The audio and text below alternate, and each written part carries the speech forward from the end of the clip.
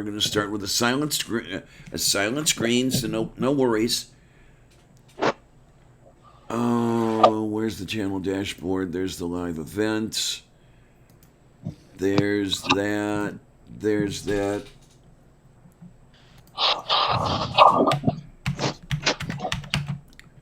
No.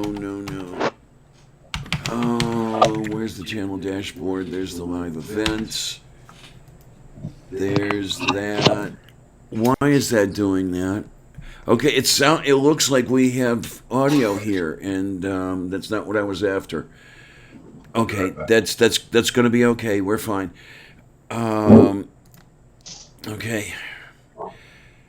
55 seconds. Do you have your recording thing ready? Do you want to do a hello thing?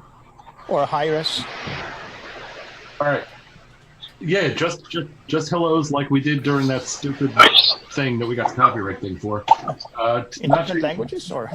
You kick it off by saying, we'll leave a little pause. Nacho, you kick it off by just saying hello, whatever we're saying, hello, and then we'll do the thing from the show, and then we'll stop, and then you'll have it. How's that? Tell us when you're ready.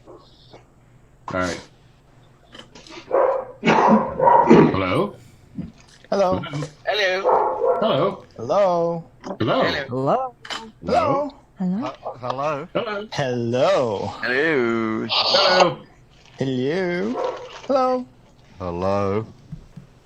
Hello. Bienvenue. There we go. All right. Well, hello, ladies, gentlemen, and everyone in between. I am Diana Clarion, the Lavender Lady. This is Coffee with Lavender. It's a rather somber occasion this morning, this noon.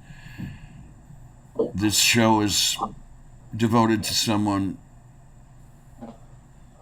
known and very well loved the world over. SciStrike had friends everywhere. He is sorely missed. He died Wednesday morning, and it is still very, very, very difficult for me to believe that I will never talk to him again. In his honor, I've invited some people here to share their memories, to share their experiences with Sci. And if you guys don't mind, could I go around the horn and have you give short introductions? Andy, you're on screen now. Why don't you give it a start? So, obviously, my name is Andy. I've been friends with SciStrike for several years. I wasn't there at the original beginning on G+, but I was there very shortly after. Been a member of Strike Force for, basically since the beginning. Some of you know that SciStrike and I used to have a show together called Sunday Science. That, of course, was never on Sunday. Someday Science, yes. It was an absolute pleasure being able to work with Sci and to be able to do voiceover acting with him for Apologia and to be able to run experiments basically around the globe. With getting people together, and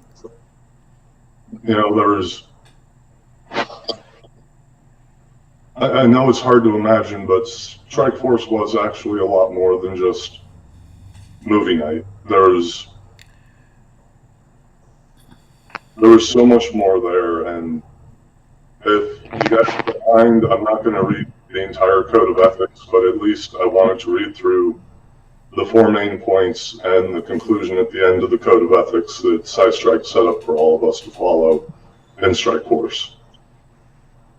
That's to engage rather than argue, to listen to what the other person is saying, to provide facts, references, and citations wherever possible, and to never use indecent language, racial slurs or bullying.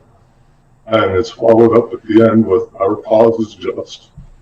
Let's hope we do some small good for the world before we're done. I just wanted to share that and hopefully remind people that Strike Force is going to continue on whether our founder is here or not. And that code of ethics will continue to stay as strong as it always was from the beginning.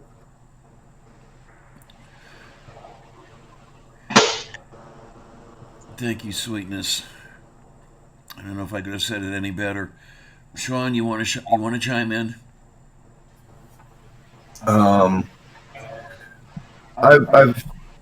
Sci's been a part of my life since early 2016.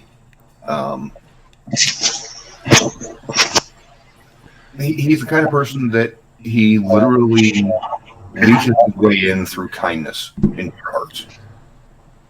It was, I don't think it was deliberate. That's just the personality that he had, that he felt that he had to make everybody as cheerful as possible, and he used sarcasm a lot for that, which really tugged at my own heartstrings because I use sarcasm very, very heavily. One of the favorite things that he used to do whenever I would call him was he would always open up with like, "Oh damn, I forgot to check the caller ID." Okay.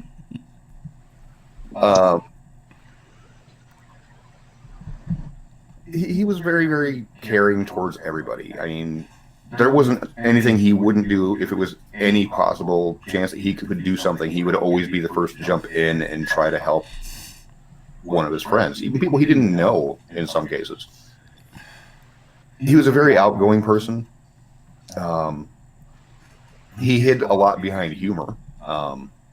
Whenever he was feeling down about something, it was really hard to tell because he's constantly trying to make people in a more cheerful mood.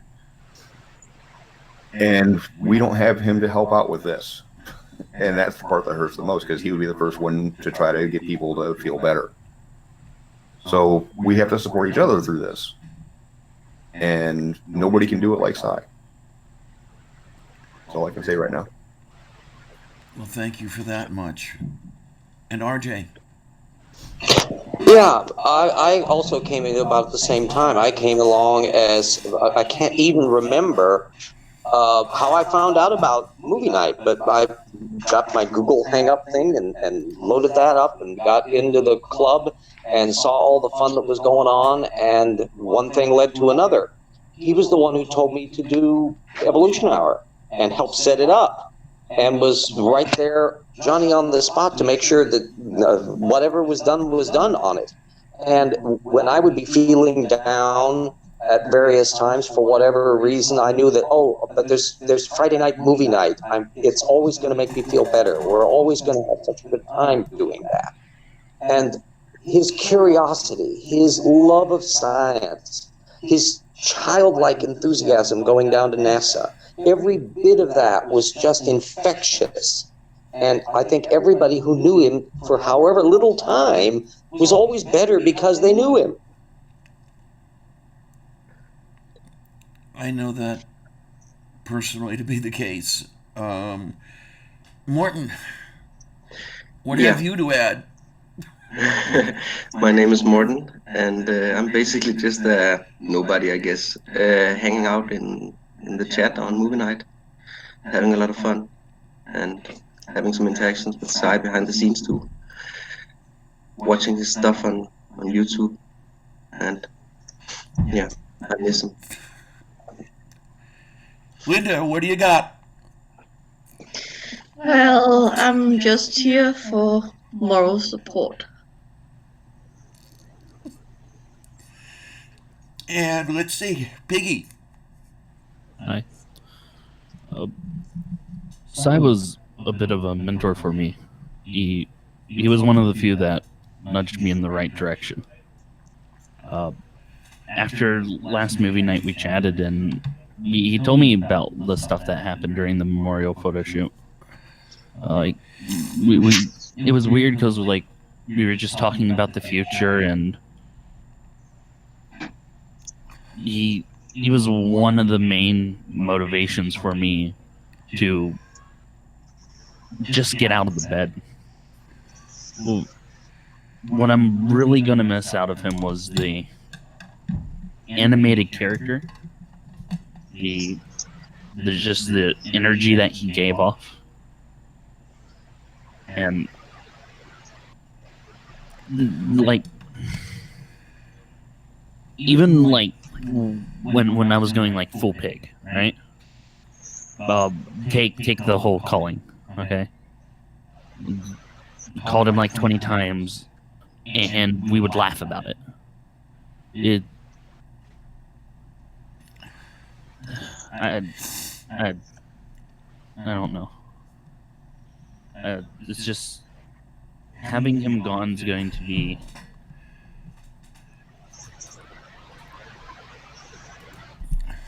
a major challenge.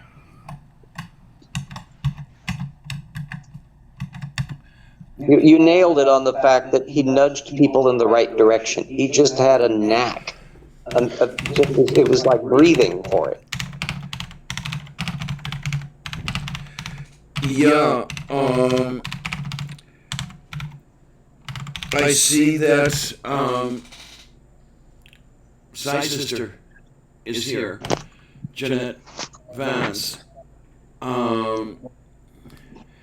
Okay, you're saying that you have to head out in a few minutes, so I guess it's not necessarily timely to invite you aboard. I wish I could. But I want you to know that all of us here loved your brother dearly. It was a great force in the lives of every one of us. How many times did he talk me through a depressive downturn? The way we got started talking, I had said or written something a little less than happy at one point.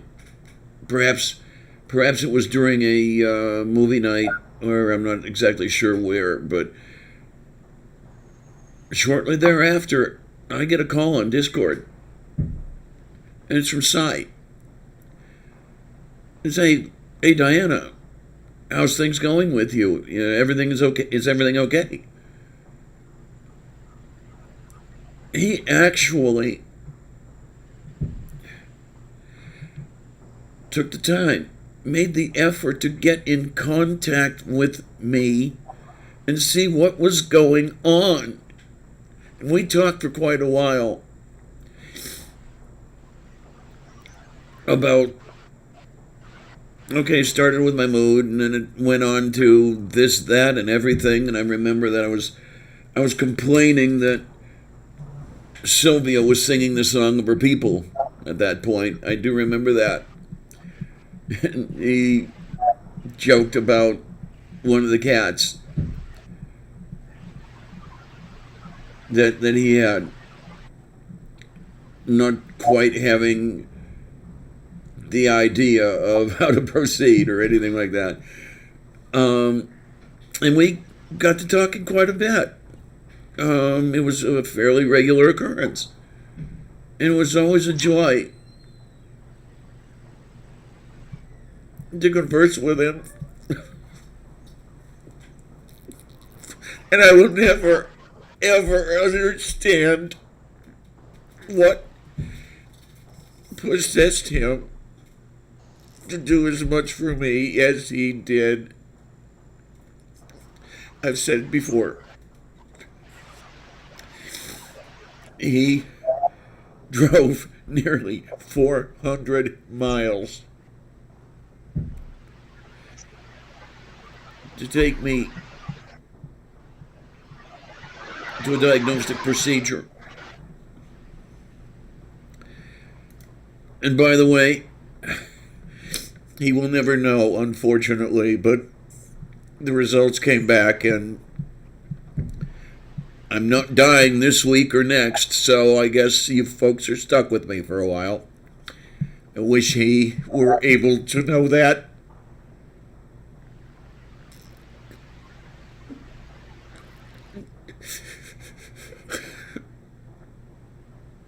I want him back. And I know it will never happen. So he will have to live in my memory. Let me throw it open. Anyone else have anything to say? Just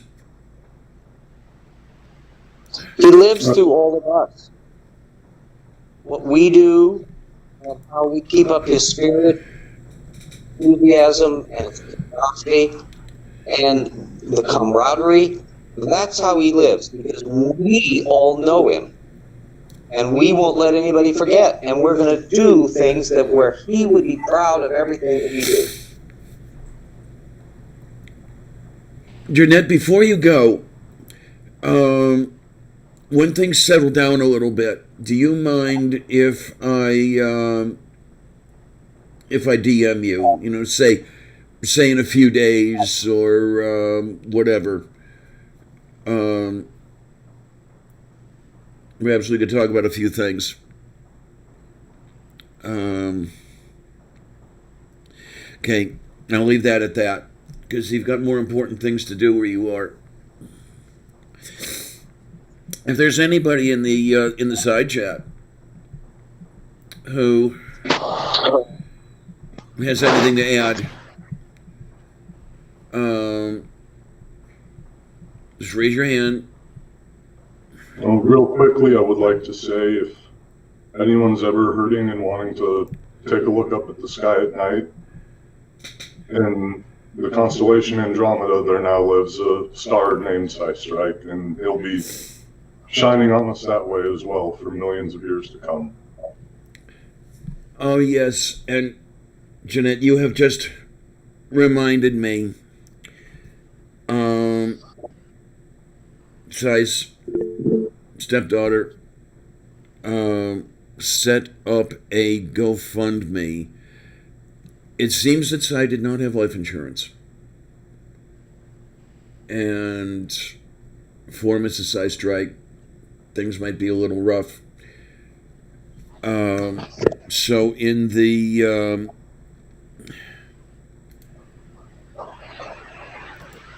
in the description of this program is a link. I'm going to pick it up and try to put it into the okay, I don't think I'm going to do that because it's about 1.5 miles long. So I'm going to try to put that in the chat another way. Okay, here we go. We can do this. Please forgive me. I'm just not on my... I'm not at my peak today.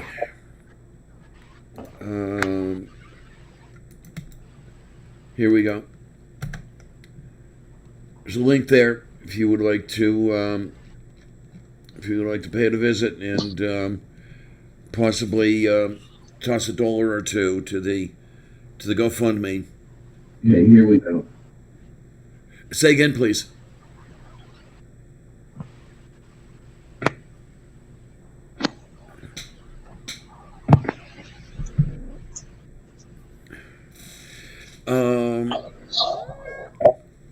Okay, is anybody any other just stories, any little things anybody's got, or folks in the side chat, as I say, if anybody's got something, if you'd like to add, we're open. Because otherwise, I'll just drone on here about what a beautiful guy Sci was. I am honored, privileged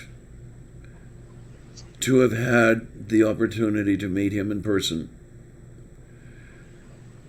Yeah, I'm one of the few people of the community who has actually gazed upon the face of Sci and lived to tell the tale.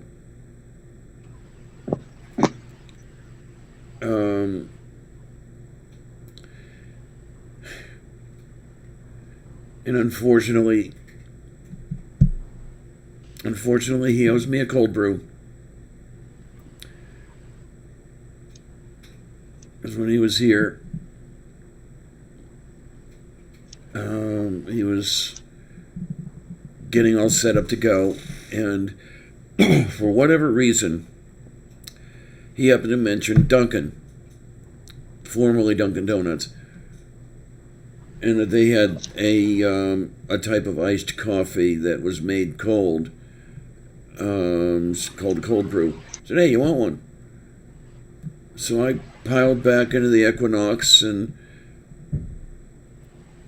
we drove around looking for a Dunkin' Donuts, who unfortunately didn't have their act together and had not made any of said cold brew. And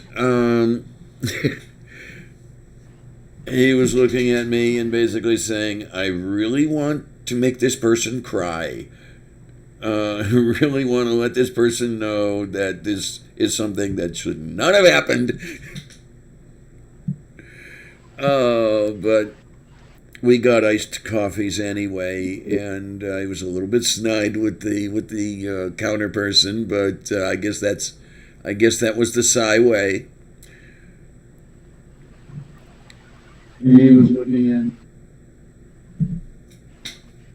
Okay, I'm having trouble making out what is being said. It sounds almost like you're in a 55-gallon barrel.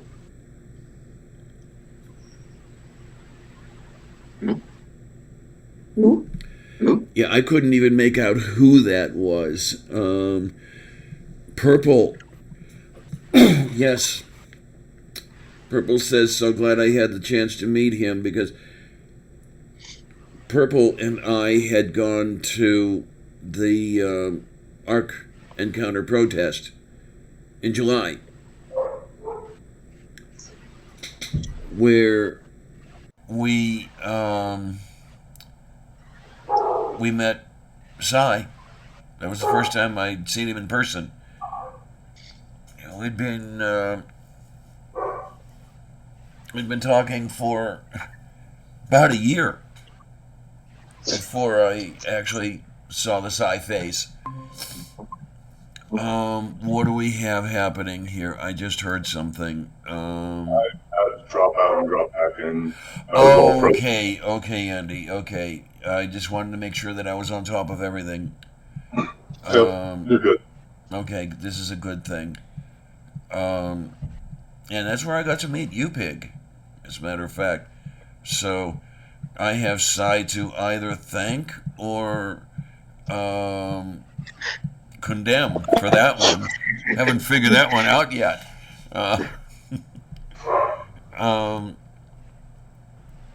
The thing that strikes me about Sci is that it's always as if you have always known him. That it's every time you bump into him, every time you connect up to him, it's like you've known him forever. There's no lead time to it. He had that quality that's just uncanny. Yes, absolutely. It's a very lovable person. He was there 100% all the time. Yeah. Yeah. There was no part-time side.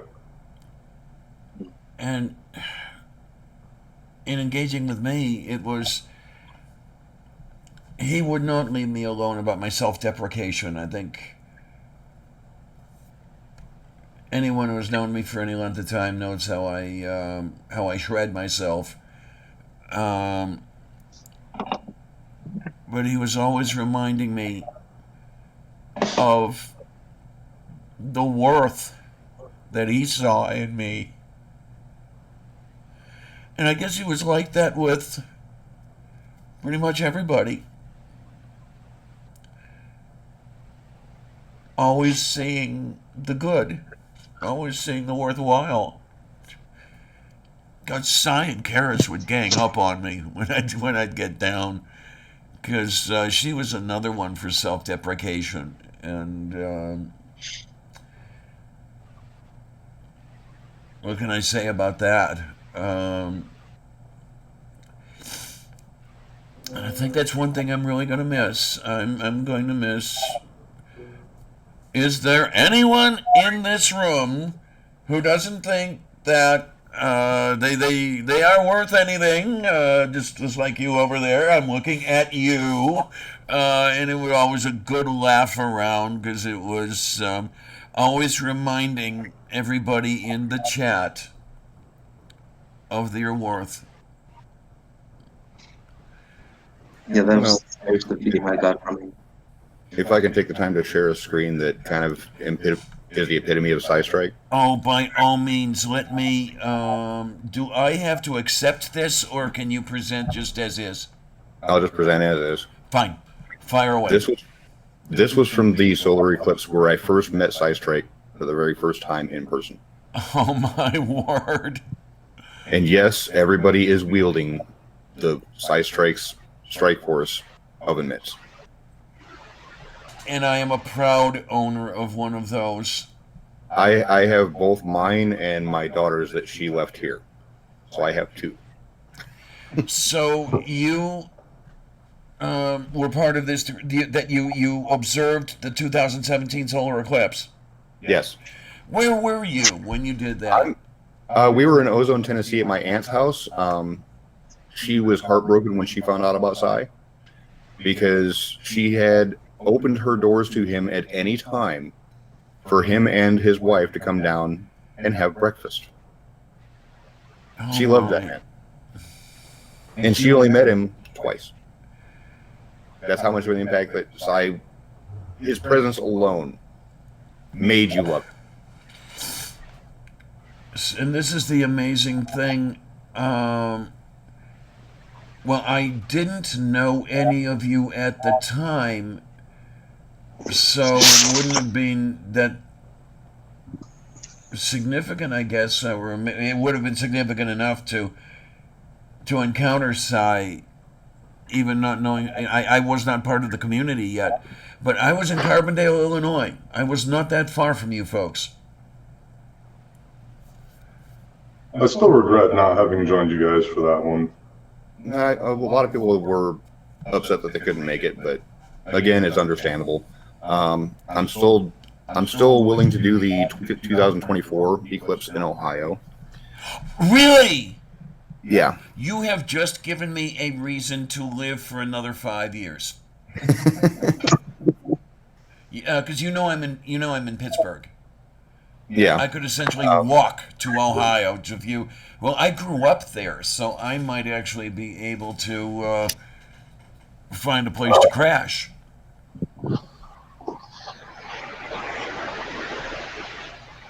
Okay. I just had to share that because that was my first encounter with Sci, and it was the most memorable. I am thanking you many, many, many much for having done that. And as I say, in July, I became the proud owner of one of these as well. And it's a strange thing. Sorry. This little thing is going to be something I cherish forever. I still feel like such a jerk for the last thing that I said to Sai was joking about how he still owed me an 11 minutes. Oh. That was the last thing that we talked about on Sunday last week. It was just a joke for movie night. He had, what, 200 of those made? I had quite a few of them made. I can't remember exactly how many, but... I remember when we were down there, he was pulling them out of the box from the back of Bob. He had 200 at that point already made. I believe it was Sliney's on Discord that told us that he still has 100 left. Oh no, Mr. Shadow Kitty. Says Sai and I never got to hang out together. He lived 2 miles from me. Oh.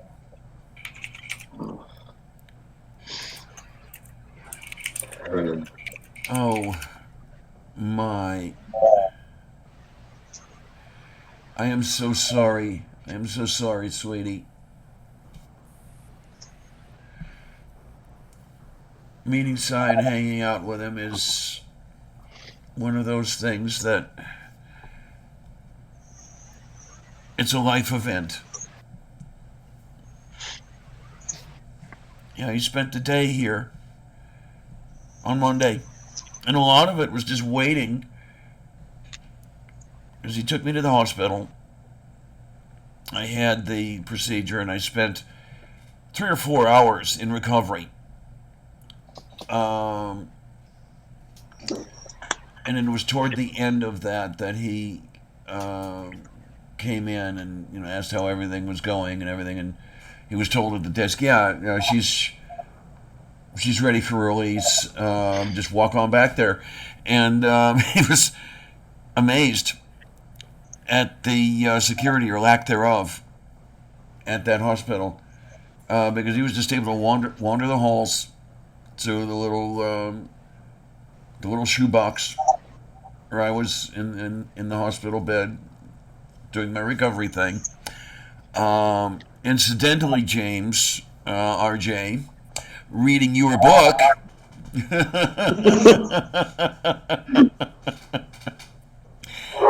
And I always loved it when I could make Cy laugh.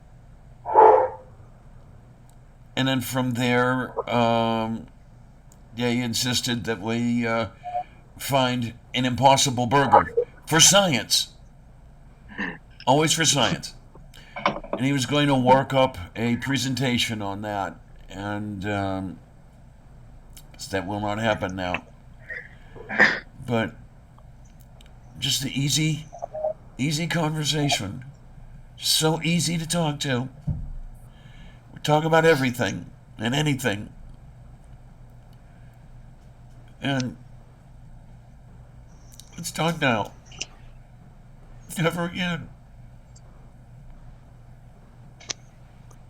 But I will say this, and I'm trying really hard to not be the great orator and do the whole tornado thing when he gets started. But I'm an atheist. I think we all know that. Even so, I believe that there is an afterlife, and it is the memories of us held by those who knew us. That being the case, Cy occupies the highest heaven. Agreed. Yeah. Yeah, wherever he would be will be heaven. Yeah.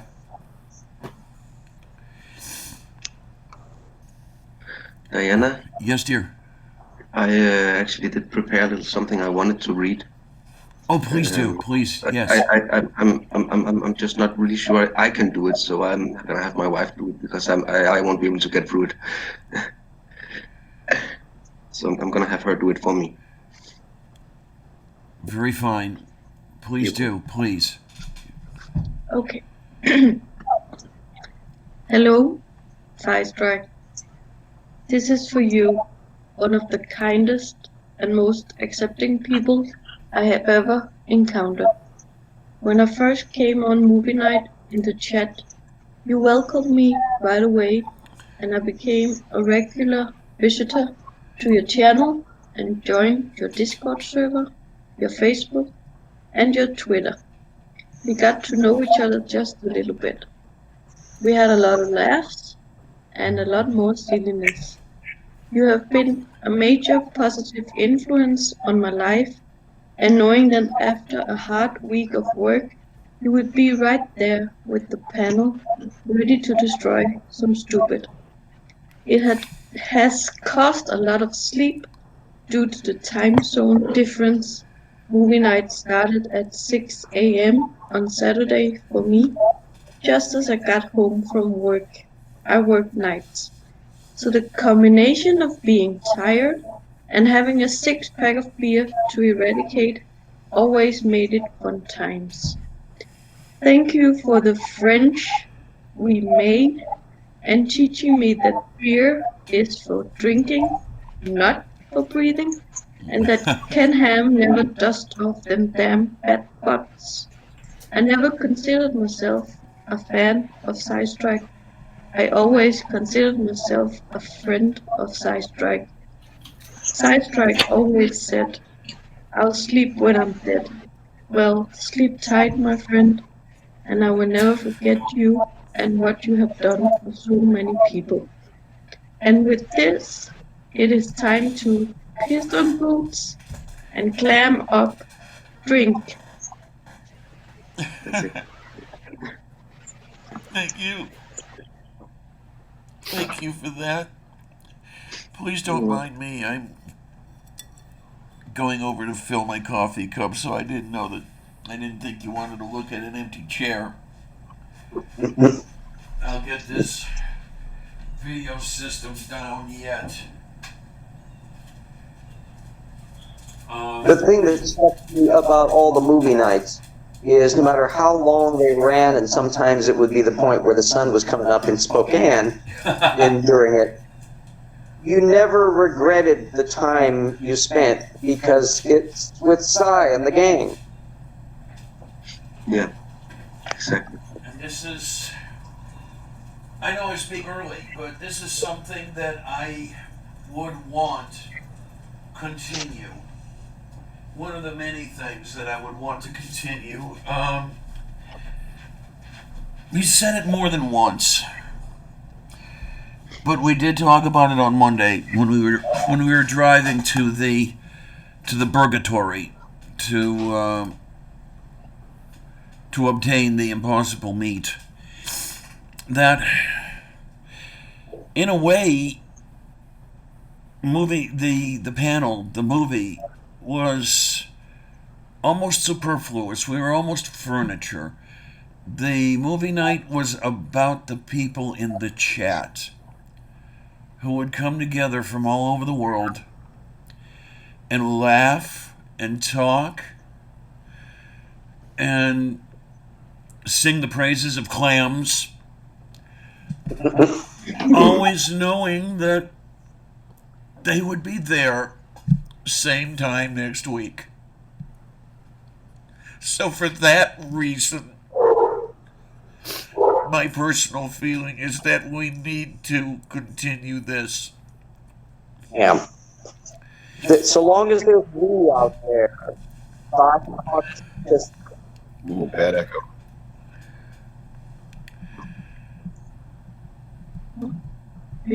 Okay, we got to figure out whose that is. Jen Morgan isn't here, so it's not her fault this time.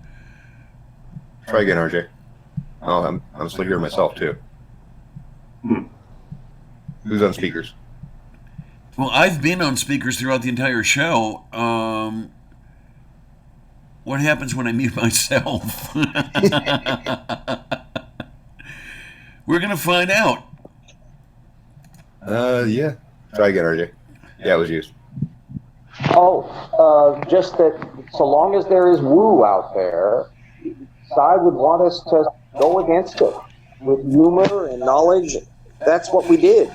And, there's no shortage of Woo, so we can't stop, and we do it for him. Indeed. And I don't know, is it my... All right, SciStrike is known for two quotes, moving on and indeed. Yes. Yes. Indeed is usually his response when something is either goes without saying or he's uncomfortable about the topic and just wants to acknowledge that the topic has been addressed. So, indeed has taken on multiple meanings because of SciStrike, and I appreciate him for it. I find myself employing that since I've known him. So I guess some of him lives on in me in some small way. So now I've got a couple people living on in me. My old me lives on in me as well. So I wonder if my old me and SciStrike will get along. Well, just remember to keep some vacancy in there so more people can live inside you too. That's okay. I did the wrong thing when I changed my name to Diana. Perhaps I should have changed my name to Eve. Oh.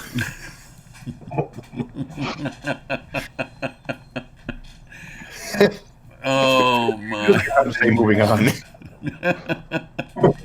But it's. Did you say it, Sean? I think that SciStrike Force was much more than movie night, and I want to see all that continue as well. My understanding was that Sci had big plans. Oh, I can definitely see that it's going to continue on in some fashion, but it won't be in. The laws of SciStrike will definitely alter the show in a major way. Oh, yeah. People can try to emulate SciStrike, but I've actually been approached by 3 people. It's like, why don't you? I was like, I don't want any part of that because I can't fill those shoes. Tell me about that. Yeah. I'll be happy to be a Palinist, but no, I'm one of the people. I'm one of the people who will actually outright say, I do not want to host as a replacement for SciStrike because I don't come close to the bar he set. Indeed. See? But yeah, it's that persona was wonderful. He was definitely a unique man. Yeah. Absolutely. And the heart behind that persona was even greater. I actually called him a philanthropist just yesterday because he was so open and accepting of anybody, regardless of the type of person or things that they've done in the past. He tried to raise everybody up above what they were. Yes, indeed. And, it was actually said that he brings social misfits onto his panel. I am included in that. I'm a social misfit. I have no real social life outside of our YouTube community. And he was always accepting of me, which is what endeared me to him early on. Tornado, he's a social misfit. Yes. He's a more than welcome member of SciStrike's movie night because that's the type of person Sci was. He wants to get people out of their shell. And he was great at it. Yeah, I think, well, all you folks can blame Brooke for dragging me on the movie night in the first place. That was June of 17. And I think it took all of 20 minutes for me to feel right at home because I was made to feel right at home. And Sci was the big part of that. And you want to talk about social misfits? Right over here. I think everybody that was a regular or even an occasional guest on SciStrike shows will acknowledge that in some way or another they are definitely a social misfit. I think everybody fits that description on his show. Mm-hmm. Agreed. And what was really great about that, ironic in its own way, was that as misfits, we all fit together.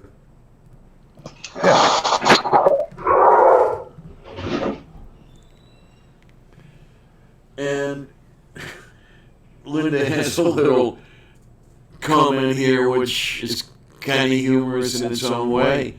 Sci had such a big heart, and in the end, that was what killed him. I've actually just noticed something that is really, really odd. Normally, on the SciStrike shows, we would actually tell RJ to shut up constantly. This should show the impact of what's actually happened because RJ is silent. Yes. RJ, you're failing us. Yeah, typically I'm a chatterbox on there, but he was so amazing at and patience, and yet that delicious faux bluster of his. You never felt like there was something angry about when he would be telling you not to talk over each other. That he would just move beyond it. There was you didn't want to leave when you were with him. That's why the hours, it would go on and on and on. It didn't matter what the matter was. The fact that you were hanging out with all the people and Sci. Yeah. Well, hell, how many times have I been part after a 7-hour show we would still be on the chat medium, whatever it was at the time, if it was Meet or if it was Zoom or whatever. Sci would be there, I would be there, 4 or 5 other people would be there, and we would be talking another 2 or 3 hours. And I don't think I ever got to bed before noon, and understand that in my time zone we started at midnight. And it was just the joy. You never felt you were wasting time with Cy. The time you were spending with him, even if we were talking about some claptrap flat earther, Yeah, there was going to be so much there that you didn't want to lose track of it. And it always made you feel better by the end of it. definitely. And hello, Beach. Beach Price is in the side chat. How you doing, sweetness? Another regular in the movie night side chat. I have a question. It was relatively recently, I know, but does anybody remember how the clams got started? No. I don't. Oh God, who was there were a couple of them that are just pathological punsters. And I know how much he just got such a big kick out of the fact that so much fun and humor was being inspired in the side chat, and that we would interact with that side chat, and so it was like a jazz riff. Yes, His life was a jazz riff. because that would get crazy. If there is, by some chance, anybody in this chat who I'm sorry, in the show on the side chat who does not know, the side chat would invariably get around to substituting the word of the day. It started out as clam, and I think there was a few other things by the time we got through with it, into book titles, movie titles, aphorisms, everything. Silence of the Clams, Gone with the Clam, and it would go on all night, and they were having their fun while we were shredding whatever anti-science woo movie it was. And this is where I saw Cy's point when he was saying that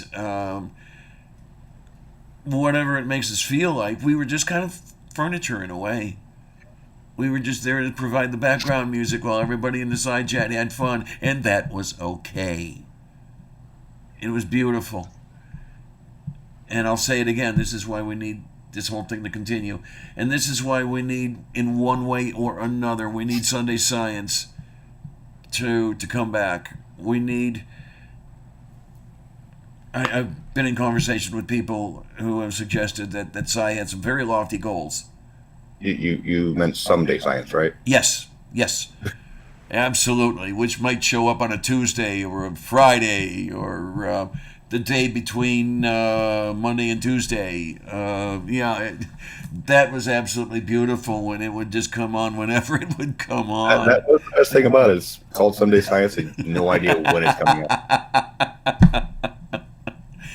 Well, that whole concept of Science Strike Force, an interconnected network of people who will, in their own ways, stand up for true and curiosity and decency and dignity, and all of the manifold ways that people can do that you're never going to do a thing where you're defending stupid or coddling stupid or enabling stupid. And that is the spirit of that I think Sci just enthusiastically represented in every possible way. Mm-hmm. And I hope nobody in the panel here minds. I will extend an invitation, I will extend, call it an invitation to everybody in the side chat. If they want to start substituting clams, go ahead. Do it on my show if you want. I feel remiss Well, you because can use midbrains or brachiopods, if you don't want to go the clam route. I have a serious remiss thing to go on here because I missed this in the chat for the internal when Pig had to leave. Okay. he said, I have to go. Psy was a bright light for many people. That is an example of what we should all strive for. Totally agreed. Yes. Yeah. You talk about social misfits. I will say, I hope I'm not talking out of place. Psy saw in Pig some good. He and I were talking about this. Well, when he and Pig came out to the Ark Encounter protest, Pig actually made an apology to me for something that had occurred a couple of months earlier. And Cy and I looked at each other, surprised. And I saw Cy barely whisper, did Pig actually apologize to you without prompting? And you must remember and punch him in the face. There you are. And I think that had a lot to do with the association with Cy. Yeah, I don't want this to be taken in the wrong way, but the old cliche about what would Jesus do, for me, it's what would Cy do. Okay. Yeah. Okay. We have in the side chat from Purple Rhymes with Orange. Everybody here take notes. If someone is assembling a someday science team, please DM. I'd like to be part of that. And I can I can personally give Purple a glowing recommendation.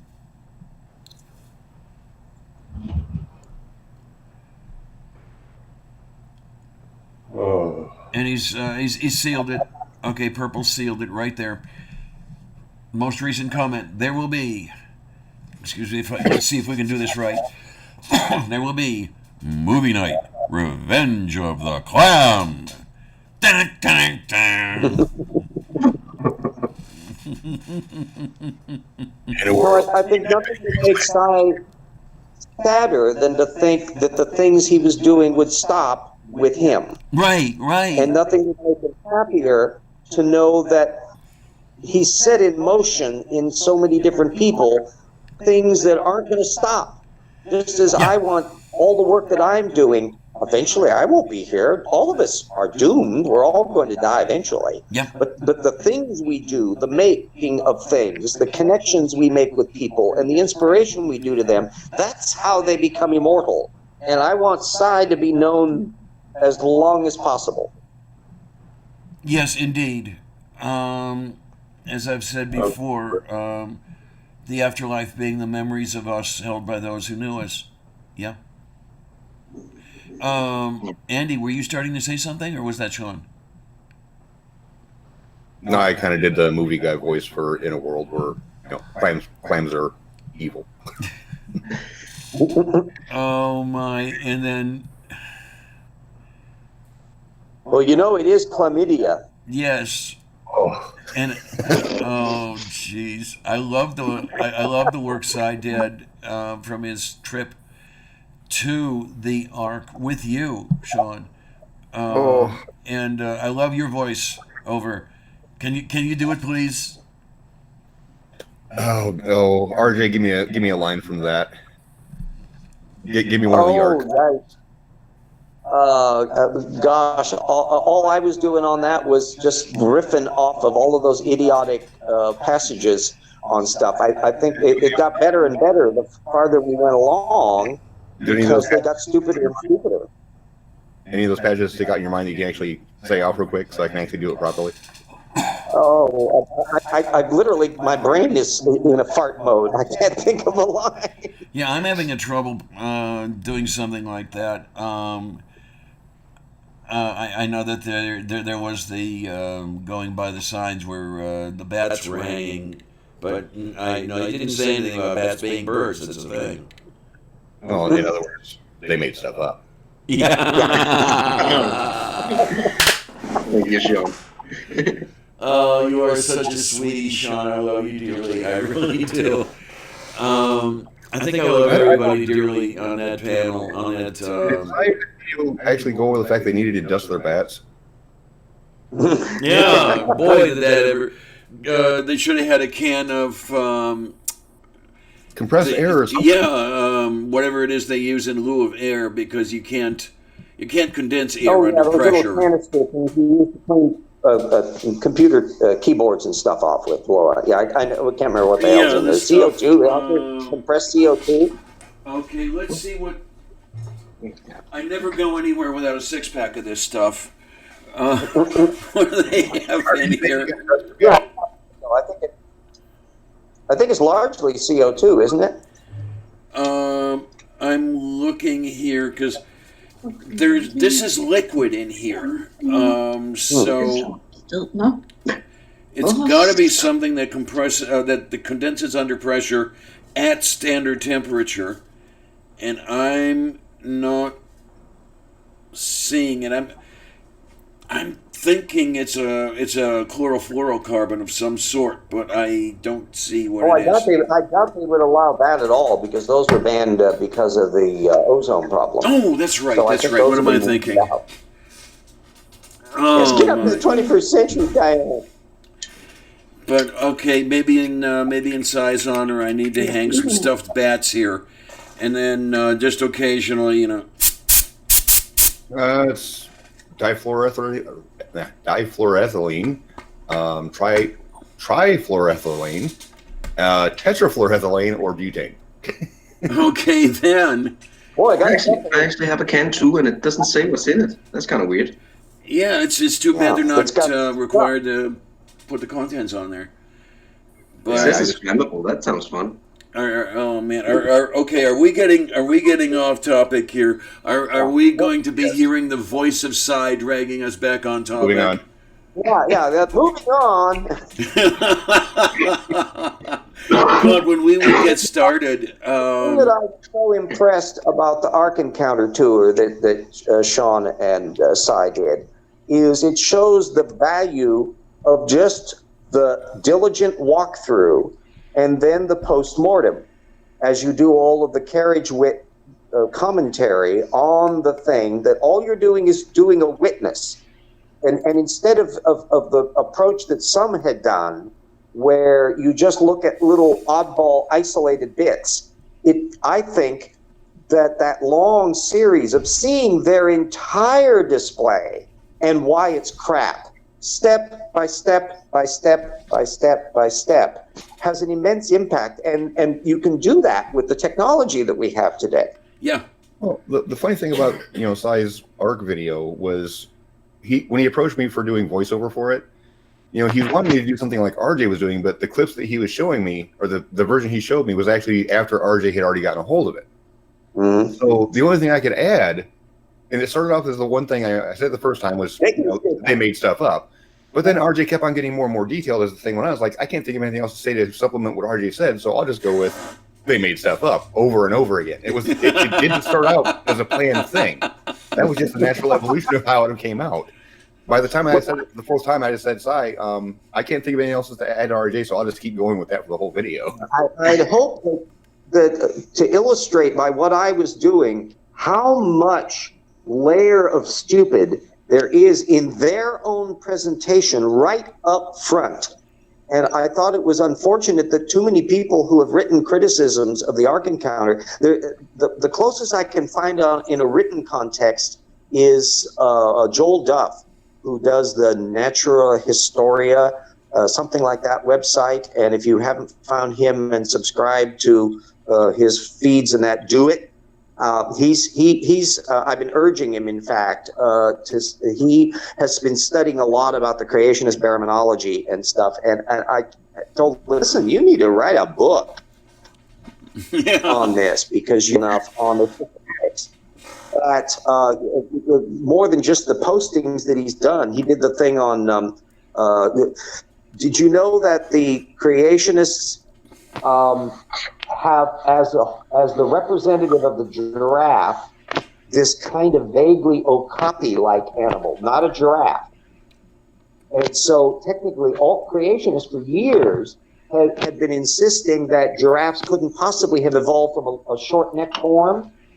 What do they have in the Ark Encounter but a short-necked animal that's the ancestor of the giraffe that occurred after the flood? And what?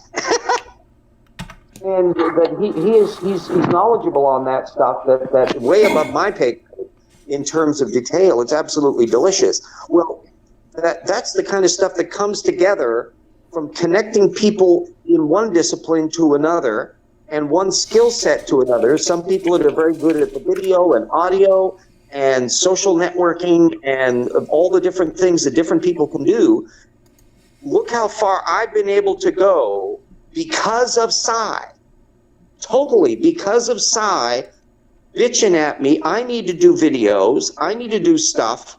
He inspires everybody to be better. And every time as you channel Sci, that you're going to be a better person because of it. And you can sort of spread the Sci spirit around like masses of clams everywhere. Yes. Diana? That's how Sci lives forever, is by what we do to carry on that same spirit. There's a little development here. Sean, were you starting to say this? I noticed somebody in the side chat. Karis, if you would like to come in, you're very welcome. It's up to you. Definitely welcome, yes.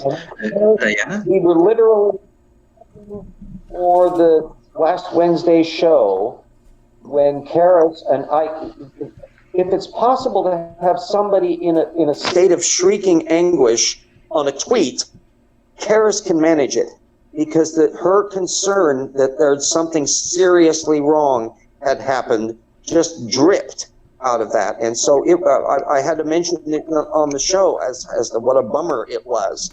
But I was going to go ahead anyway on it because I know Sci would not want anything to stop on his behalf. Yes, absolutely. Let me, because I don't know if I had done this or not, I'm going to drop a link to Ms. Crane, just in case. She doesn't have to pick it up, but if she wants to, yeah, it's also on the misfit angle. It's an important thing to remember. Everybody is a misfit somewhere. Yeah. And some people who may be smug bastards into political power, that they're misfits too, except they like to pretend they're not. And the neat thing about Sci was, for him, there's no such thing as a misfit. There's stupid, but there's no misfit. Indeed. Diana? Indeed. Yes, dear. I would like to direct your attention to the side chat because Alias fake name is saying something very important right now. Alrighty, I will have But a Nick, look. people in the chat. Here we go. Yes, I discovered that, Alias. I discovered that Sean and Andy were naked. They are no longer. So they don't have to worry about being exposed or cold or any of that. I just like to correct you on that. There's a reason why my camera's not on. There's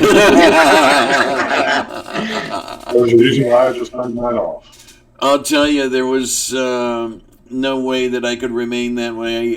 Yeah, I mean, I am. My appearance on camera is obligatory, so there's no way I could pull that off. Oh my! Hi, Tornado. Hello. Let me bring you in. Oh my word, yes. Tornado is such an absolute sweetie. He was on the memorial last night, if I remember correctly. And it would be just wonderful to have you here again. Okay, let's see what we've got. And as Cy would always say, I talk about the things that he thinks of when he's doing this show production. So I'm the one who voices what, okay, I have to do this, I have to send that, there we go with that. I am so happy that I had him on my show. That's a show I will treasure, always. Okay, Tornado, I'm going to send you a link in your DM. I think that there was one. I think that you were also in the group DM, but I just want to make sure that you have a way into this. Because everybody hates Tornado, right? I've only ever had one little beef with him, but I wouldn't mark it anywhere close to hate. Oh, right. Universal standard for ferocious outrage. Yes, absolutely. And I have no idea why Tornado is naked. He is no longer. You are now clothed with a spanner, sir. Dear sweetness.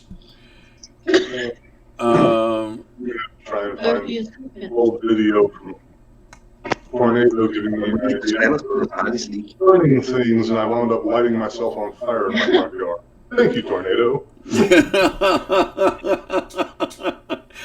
I tell you, Tornado, one thing I love you that you would do during the movie nights is your category would consistently increase throughout the evening. It would start off at F0, and I know you got to F5. I don't know if you ever made it to F6.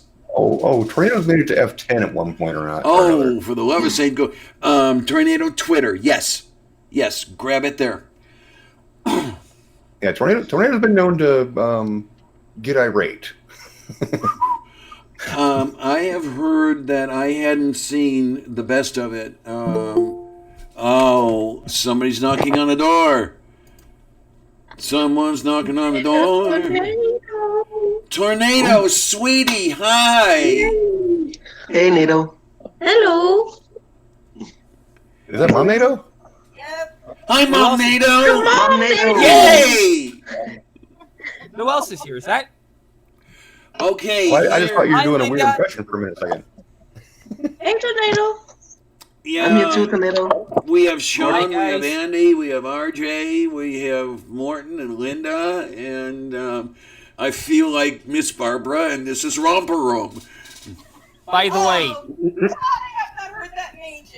by the way, Diana, if you're wondering what the beef was with Sean, it was due to a serious misunderstanding. Okay. Yeah.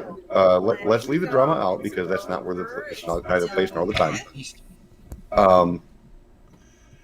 As I said, Tornado, there's no hate involved. It's just a minor punishment. Ooh. Oh my word! Oh my word! Hello, Steven! Hi! By the way, sorry if I wasn't here immediately during the show. I didn't get the notifications because I wasn't subscribed, but now I am, so I fixed that issue right I now. am so sorry I didn't get things, because I thought I had put you in the group DM, but perhaps you had not seen that, or perhaps something went wrong. But you're here now, and that's what's important. Oh my word! Oh my word! Karis. Hi, Hi, Karen. sweetness. Hi, How you Karis. doing? Big hugs for you. There's Yes, it was. Karis, here's a big hug from me to you. You can't see it right now, but I'm hugging my monitor. Thanks, Tornado. I'm tall, but my arms aren't quite that long, but I'll try. Thanks. I'll Switching the eat the hug. laptop. I'm feeling a bit conspicuous and conspicuously silent, so apologies. Understood. Yeah, definitely understood. I mean, we are all. Hey, kitty! All right. Actually, that's my kitty. That's our kitty. You kitty? I was black. I was. Every one of us has taken this not easily. Yeah. So my your first night after absence, drinking, Karis, sleep is was totally fine. understood. I tend to isolate. It's just a behavior of mine. So. Yeah. Yeah. But don't worry, we're all here to support each other 100%. Exactly. None of us will stand alone today. No, no one is alone in this. Oh my. Okay, we have new people. Do we have new stories? Well, should I start with mine or? Be my guest, dear. Well, when I first met Sai, he'd come over here after the whole Cape Canaveral thing. Yes. So he had gone to the rocket launch, and then he came here to eat Hungry Howie's. Well, more like he came here to meet the voice behind the madness. I did a little bit of an identity check with him, all in jest, of course, where I asked him the name of the pug, I asked him who my favorite floor for punching bag was, and I asked him what time we had movie nights, to which he gave the correct answer so I could verify it was indeed SciStrike. And then afterwards, I showed him my Saturn V, and we had Hungry Howie's and Baskin Robbins. Could you tell by the voice it was him? He had a pretty unique voice. Yeah. That voice, yeah, there's no mistaking that voice. Now. Now, back to my Anjanette, though, it was really interesting how I introduced SciStrike to her because, up to that point, I've never seen SciStrike. I literally met him for the first time, seen his face the first time when he came down for the eclipse. And he was going to go out and get a hotel because he showed up a day early. And, of course, being a Southern host, there's no way that that's going to happen.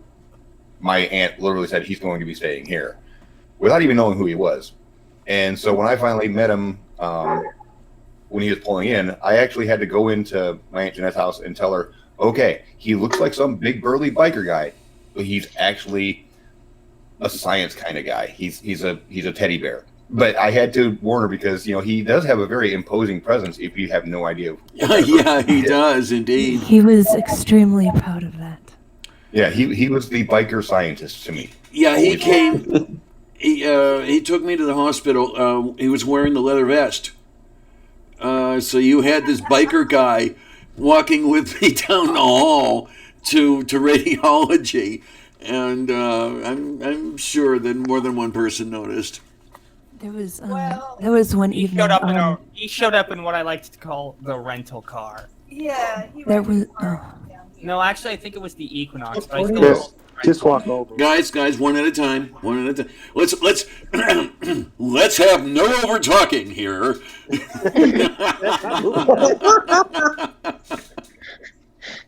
You almost had me spit out my beer.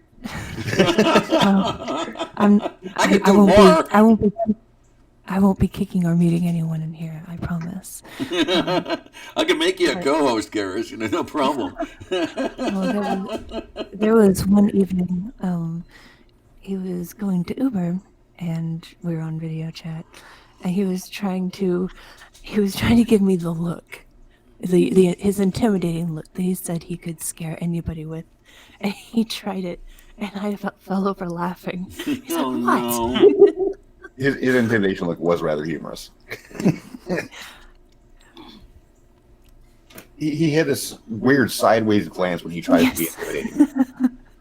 And it was comical to see somebody that's that, he was not a small guy. He was my height. I'm 6'4". He was my height. He's built. He's got some fluff, but you can tell there's a lot of muscle behind it. So he built like a tank. He is the personification of your standard stereotypical biker. Wait a minute, Sean. Did he shrink between the time he saw you and the time he saw me? I looked at him eye level. That's because so did I, and I'm 5'9". His comment when he He's met a shapeshifter.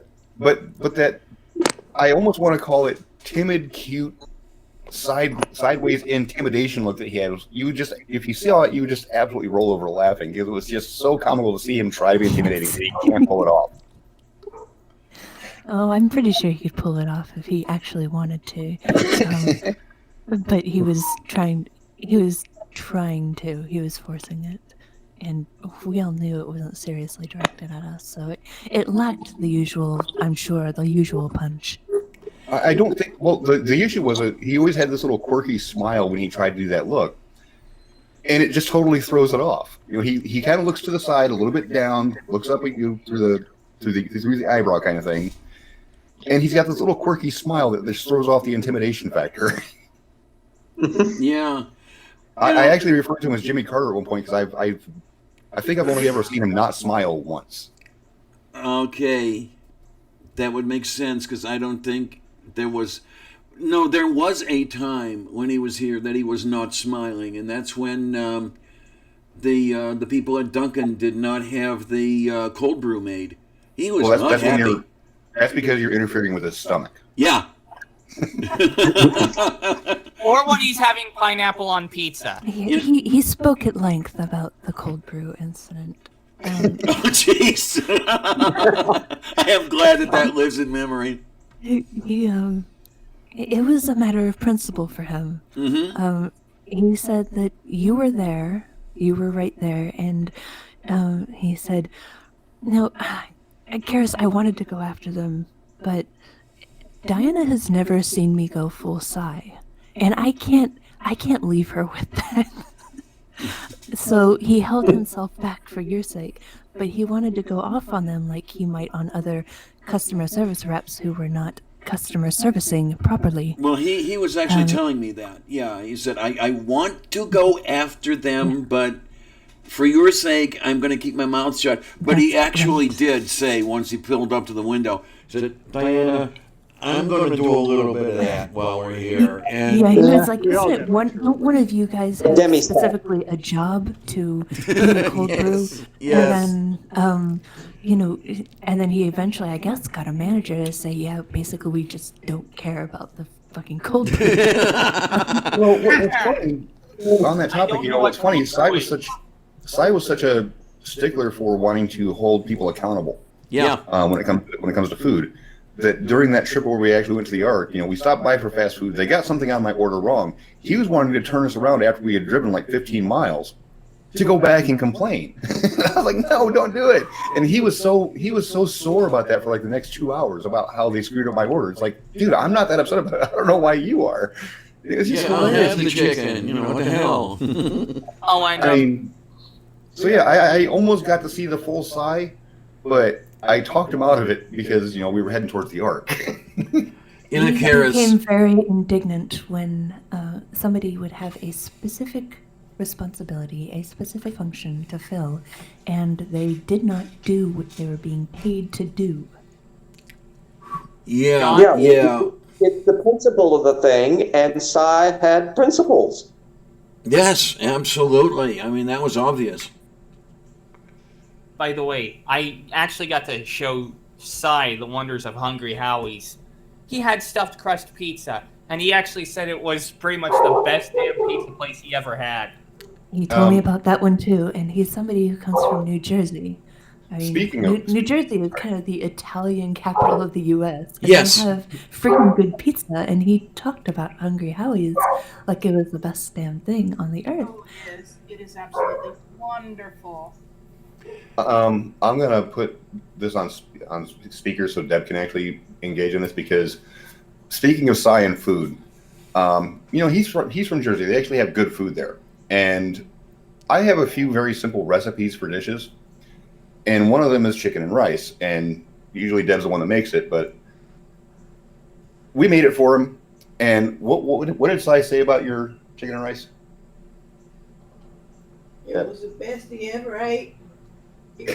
He made one, but it wasn't quite that like that. You hear that? It wasn't quite. Turn around when you say that, because you're talking through the back of your head. He said it was the best he ever ate, and he had made one dish like that, but it wasn't quite that one. Okay. And this is how simple the recipe is. And he was going to try to talk Mary into making it at some point because he loved it. And he ate more than me or Deb, because when we make it, we make it in a 13x9 pan. And he ate about half of it. But it's simply, 7 cups of rice and like 4 chicken breasts. And then we put some cheese on it. That's it. And some creamy chicken soup. 2 big cans of creamy chicken soup. It's a really simple recipe. But he devoured it. So he sees the beauty in the simple things. It's a beautiful thing. Well, the world of Psy includes Tesla coils, exploring the universe through NASA, roasting flat earthers, being generous and kind to every misfit on Earth and not, and making everybody better than what they are. And we find out about recipes and all the other things. Where else but in the world of Psy would you find such an enormous range of things? Nowhere. Indeed. And stuff. You can't forget stuff. And thanks. speaking, Zap, it's not Tesla coil. Forget the stuff and things. I was telling my niece that yes, they don't forget the stuff. and speaking of making better and seeing the good in people, Karis, I said this before, but I dearly loved and will always remember when you and Cy would gang up on me when I would start getting self-deprecating. Yes, and for good reason.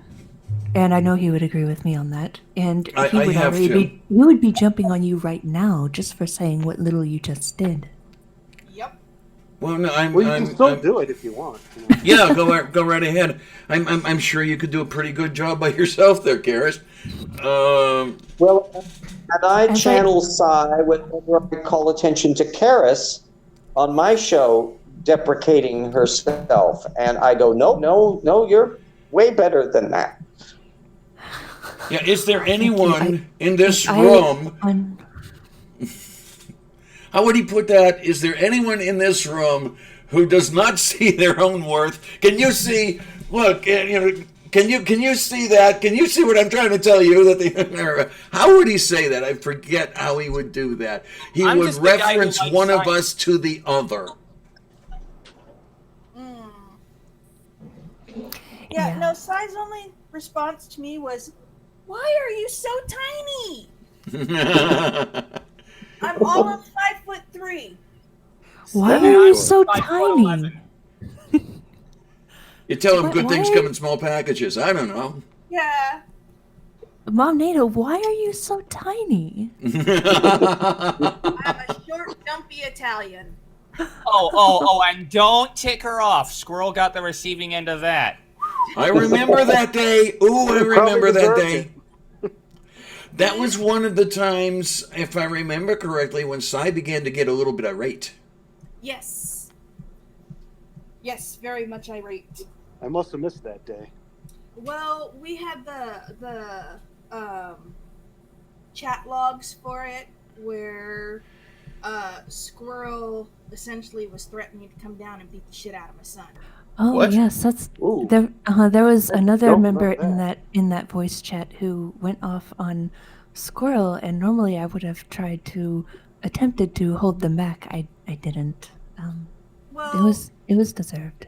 yeah, well, I found out about it the night it was happening, and I spoke to Sai about it, and I think that was part of it, was that this was the first time Sai had spoken to me. First time he even knew about me. So, yeah, I was in Mama Bear mode. And the second time you were even worse. Yeah. Nice descriptive there. Mm-hmm. This is my baby. Nobody messes with my baby. Thanks, Mom.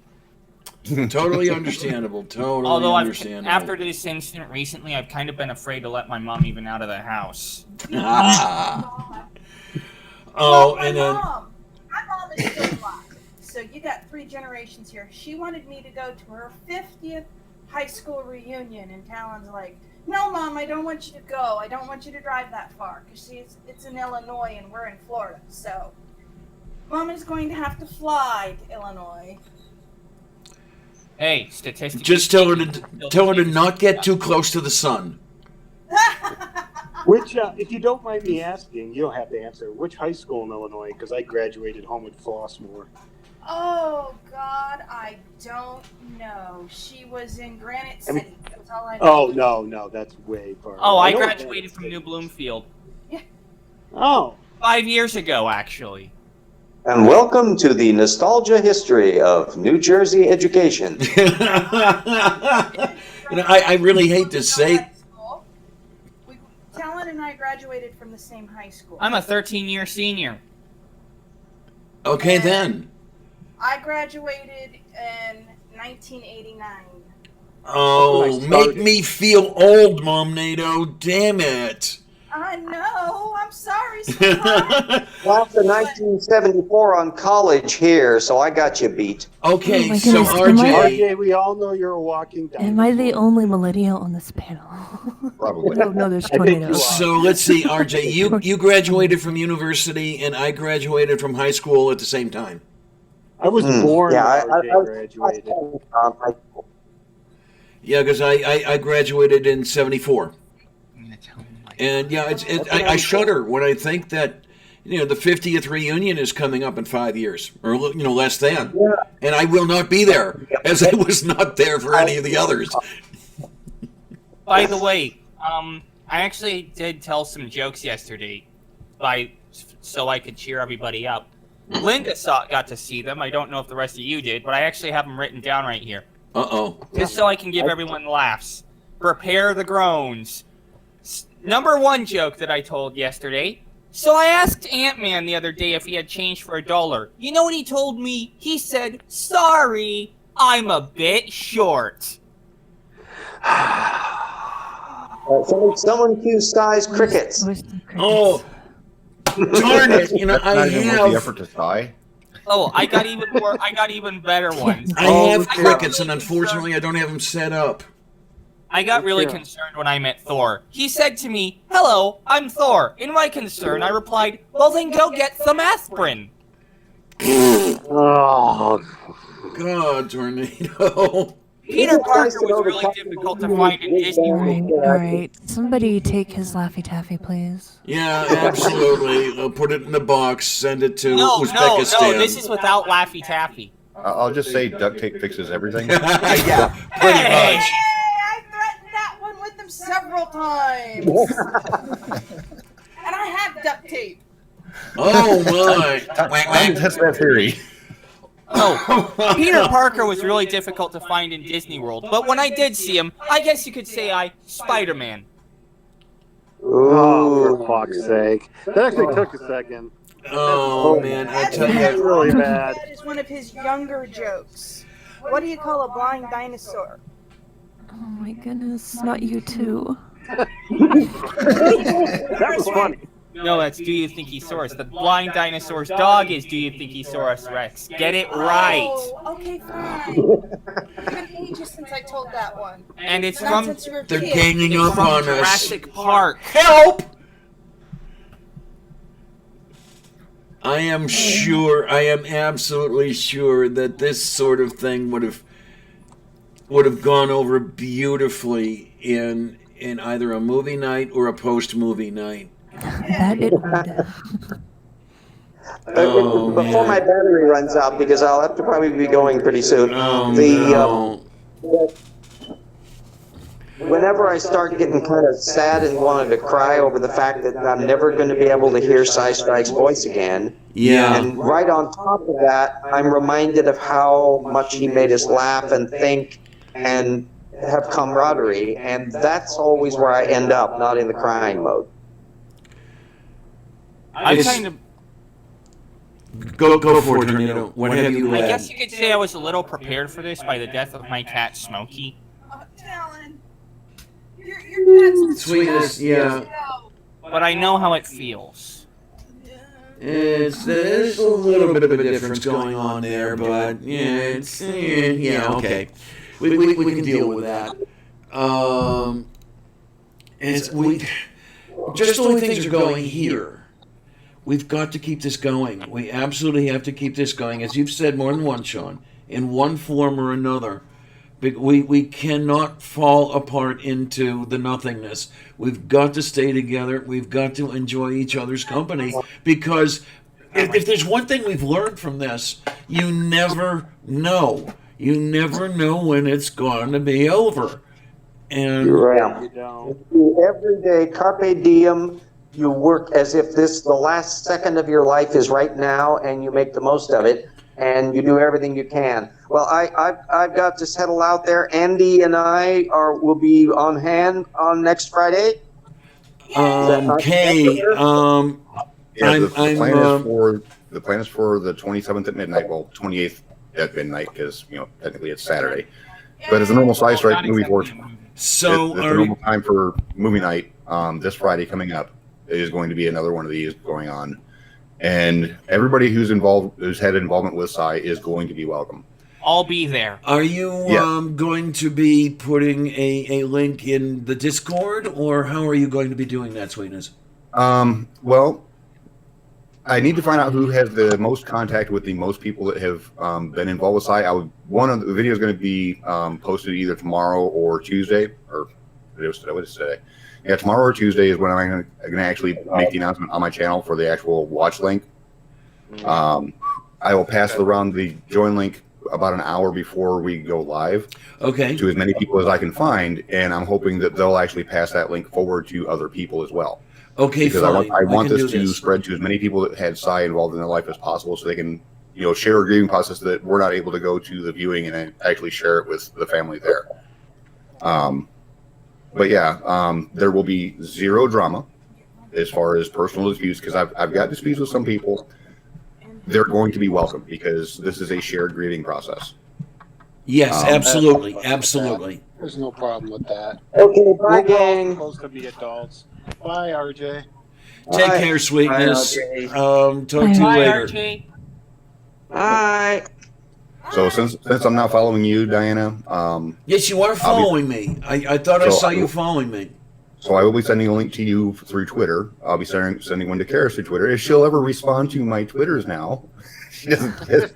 I've been kind of in my shell. I just went through a massive deleting spree as well. I do that. Even my Discord was deleted, so I'm just. Okay, so we're talking all about follow the you, the right, clam of Diana? Karis here with the show.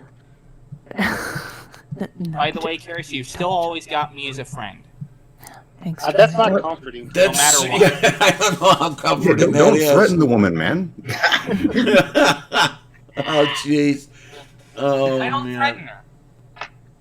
Can I hop in here real quick? Yeah, absolutely. no. Since it's been a little while Oh, since no. and we all started chatting, I just wanted to remind everyone of the ending line of the science science Email that to me. games closing line from our code of ethics. And I want Deb just found a very, very disturbing post on Facebook of a picture of the Ark with a rainbow over it. Oh, jeez. Yeah, okay. And we were in the process of doing the last of that series. Yeah. How do I email it? I don't know if there is a possibility of getting that completed. I'm one of these who hates to leave ends left open, so I don't know if there's a way to complete that that last episode or not. If there is, it would be great. If there isn't, we can live with it, I suppose. There is one person who's expressed an interest in doing so. We'll see Great. what happens. I'm Great. not sure the level of involvement I'll have. I just don't know. But there's a person who's Paul expressed an interest in getting that done. Oh, right. And Well, my view on that is, Yeah, why is yes, Paul not here? I would He want had a to link. have that finished. But whoever's editing that and finishes it out really needs to put in memorandum at the end of it, and possibly even put clips that kind of exemplify what Sci stood for. That would be how I would handle it as an editor for it. But again, I have zero editing skills, so don't look to me. Well, you have more than I have. But as far as production values, I can give input on how it should be ended. Very, very Just- good. We can do this. I just don't have the skills to do it myself, so. I don't know. I hope I'm not a horrible person when I say this, but Sean, you might appreciate it.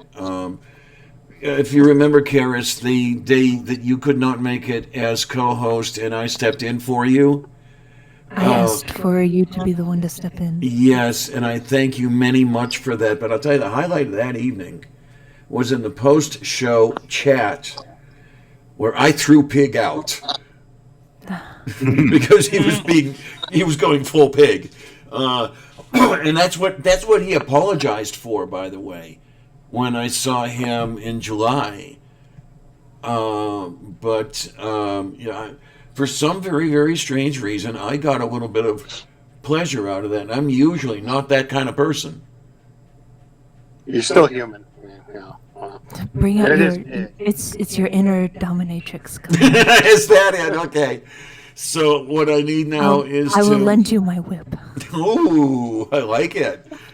Just See give it one of back my to me in one subscribers, and she's got the whole kit going. The only problem is that she's about 6 sizes smaller than I am. You can make that work. And no, let's not get let's not get this conversation derailed onto jade eggs the way it did the way it did Friday night, Saturday morning. No, we don't want that going. Yeah. Although my whole thing is, John, Yes. just so I can say this, assembled we are strong, forever fight as one. Thank you, George S. Patton. Someone just had a history lesson. Yeah. Good. That's No, good. actually, it's not from George S. Patton. Okay. It's from Bad City, the Avengers,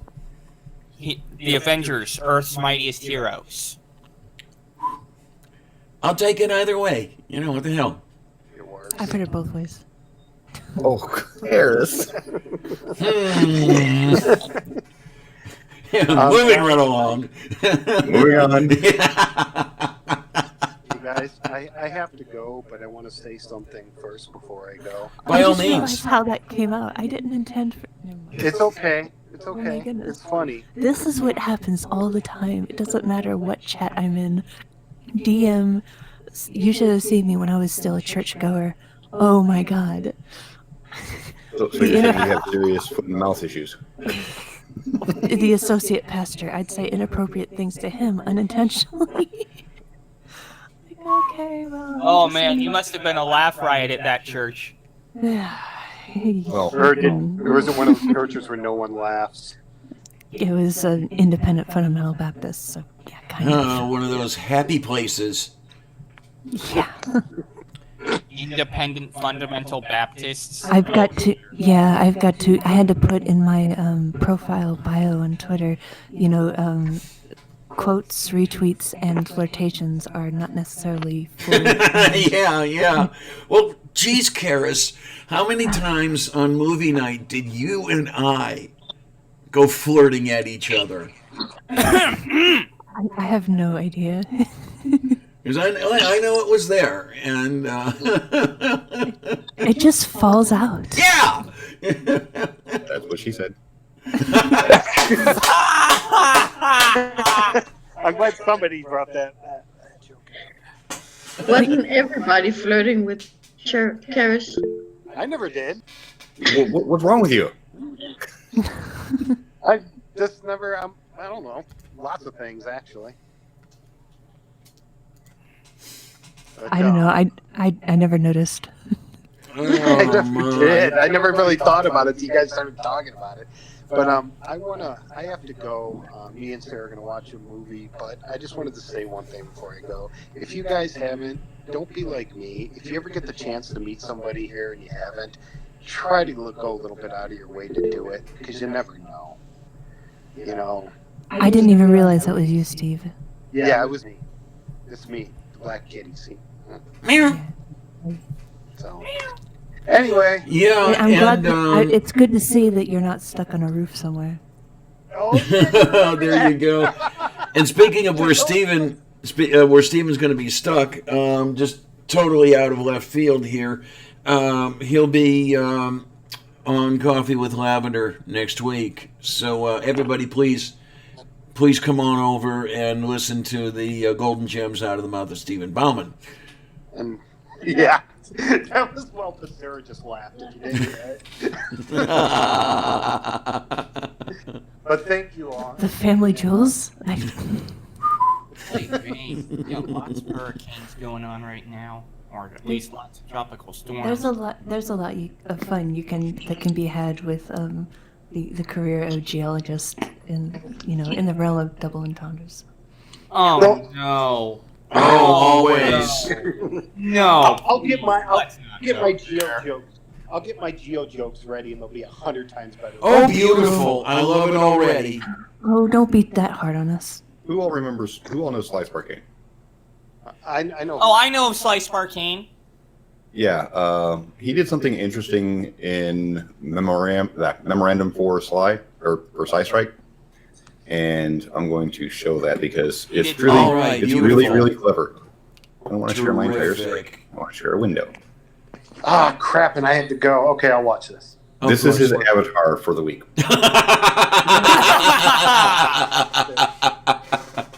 Oh my, we needed that. We absolutely needed that. That's perfect. By the way, I also have something to add to this. It's a Now good we're thing all I in have my trouble. GIMP window open, and nobody say anything on the word GIMP. I always It's do. an absolutely amazing program. Yes. Yeah, it's a good open source photo editing program. But it makes me so uncomfortable to say bring out your GIMP. Well, I actually made something for Psy back when, he was still a thing. And, well, it was... He is and shall continue to be very He always much will be a thing. thing. Only the form is different. he's always going the to be a content is thing. the same. It was a logo I made for him for the actual Science Strike Force. Well, do you have it? Yeah, I actually have it up right now. Well, put it up there for the love of Saint Gulick.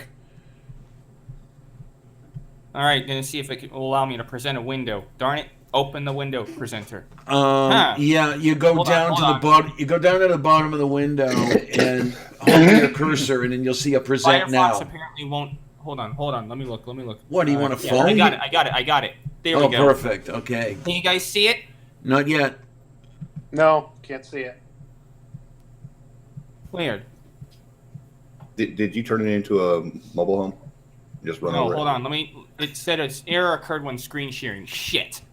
All right, I'm gonna have to do this the hard way. Must grant permissions in order to screen share.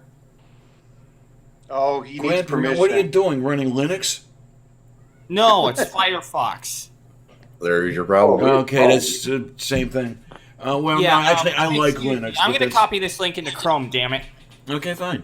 I'm gonna temporarily drop out. Yeah, I have to run Chrome because Meet won't let me do a damn thing unless I'm running Chrome. So, I mean, that's how I actually started using Chrome on a regular basis. Thank you, Cy, for that. Because, well, take care, Stephen. You be good. Talk to you later. Yep. Talk to you later. Okay then. Bye, Steve. See you, Stephen. Because Bye, Stephen. when I started doing movie night on a regular basis, I had to do the Chrome thing in order to get on the program, and that's something that's lived on as far as that goes. And because I had not. What's the word for it? I really hadn't done any live streaming yet of my own. I was working with Michael Jones of New Covenant Group, but he was running that show, not me.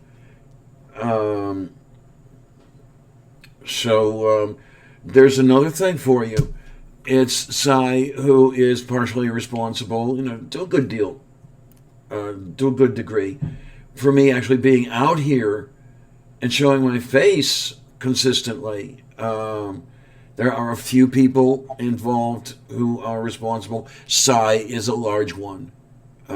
He's very. Size matters. Say again, hon?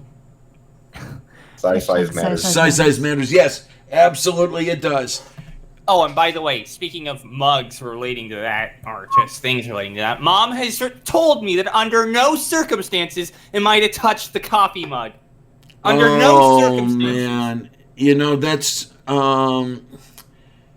that's something that I had forgotten, and Cy and I were talking about something. I think it was when I was going out to the ARC protest, and I said something about, you're going to be able to see my ugly mug.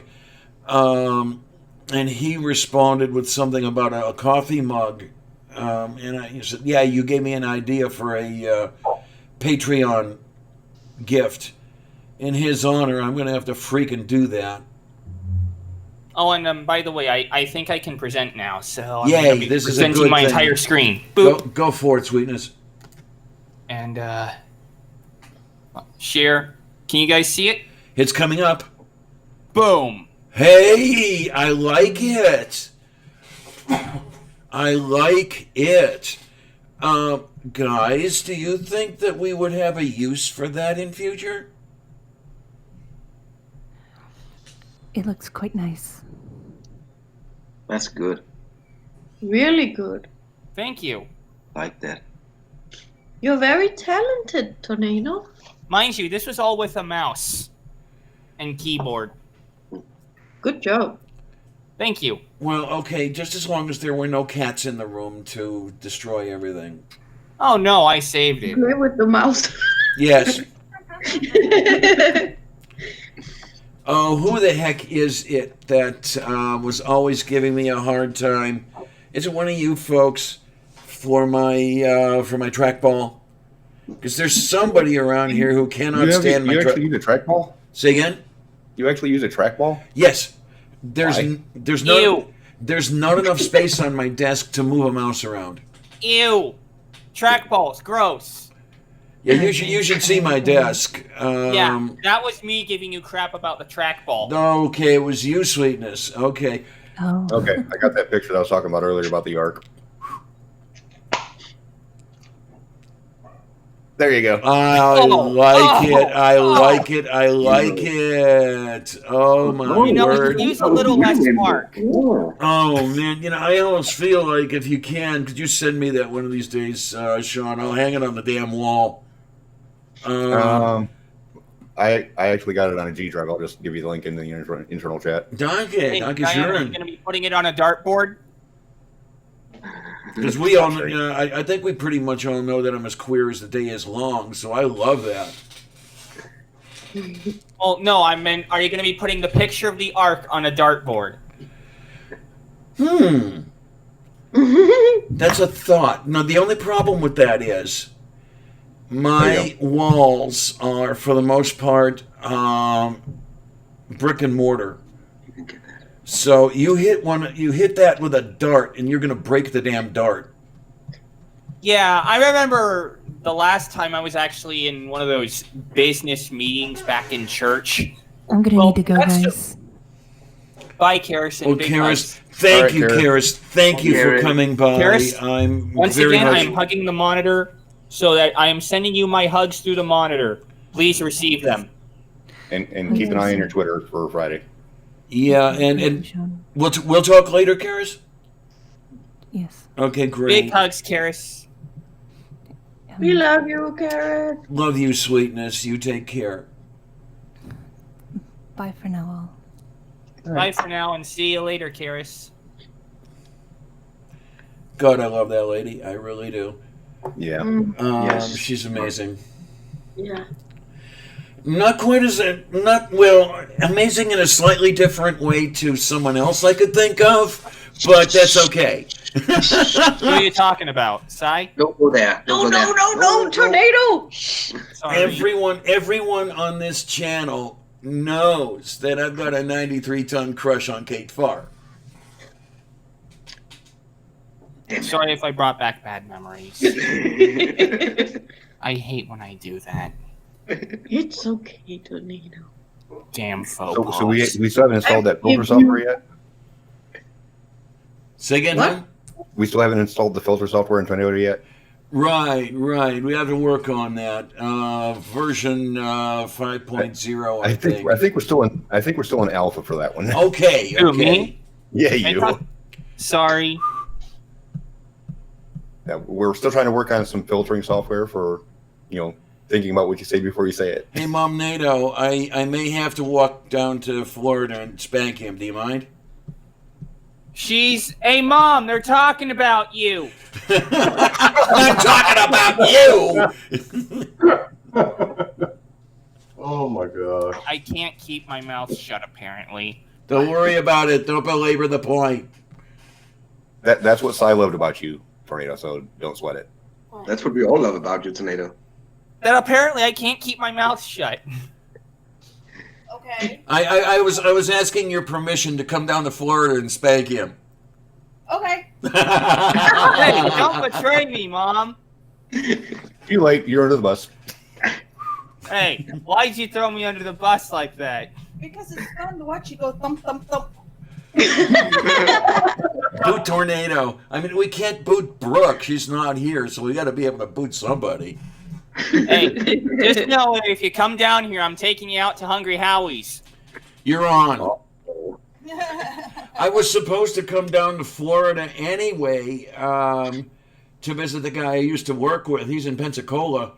Unfortunately, we had something of a falling out, and I'm really sad about that. We had some fundamental differences, shall we say, and I mean, he's a beautiful man and everything, and I love him dearly. But the differences were great enough that we really couldn't work together, and it's tragic. But what are you going to do? That's a totally different topic. So, how do we put it? Moving on.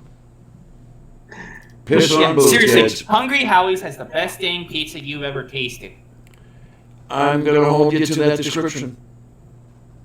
Yeah, I've got several friends down near you. I could probably, if I did it right, make a loop of it. I would just have to get some cash together to get down into the neighborhood. That's all I'd have to do. Yeah. You're Gulf Coast, right? Yes. Okay then. Kings Bay specifically. Say again? We're in Crystal River, which is Don't dox down us. by Inverness. Why, she didn't tell the address.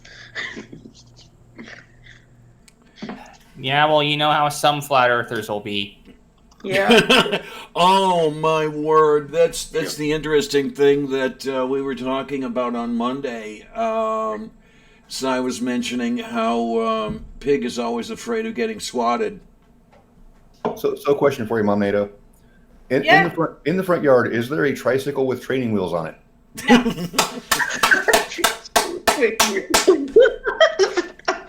No. What? No, that's beautiful. Tornado prefers to hoof it.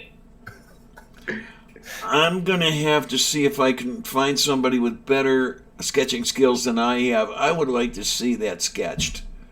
I would like to see tricycle with training a wheels? rendering with tricycle with training wheels. Yeah. It's a five-wheel. It's a Why is five-wheel everyone bike. all of a sudden jumping on me? Once again, I Because you were there, sweetie. Hey. Hey, this is how we show you that we love you. Yeah. Yeah, that's it. Talon, sweetheart, darling, your friends only do this because they love you. If they didn't care for you, you get ignored. So Yes. learn Yes. to deal with it. It's a part of life. It's a life thing that you will have to deal with until you're dead. Mom, can you please get your arm from under my armpit?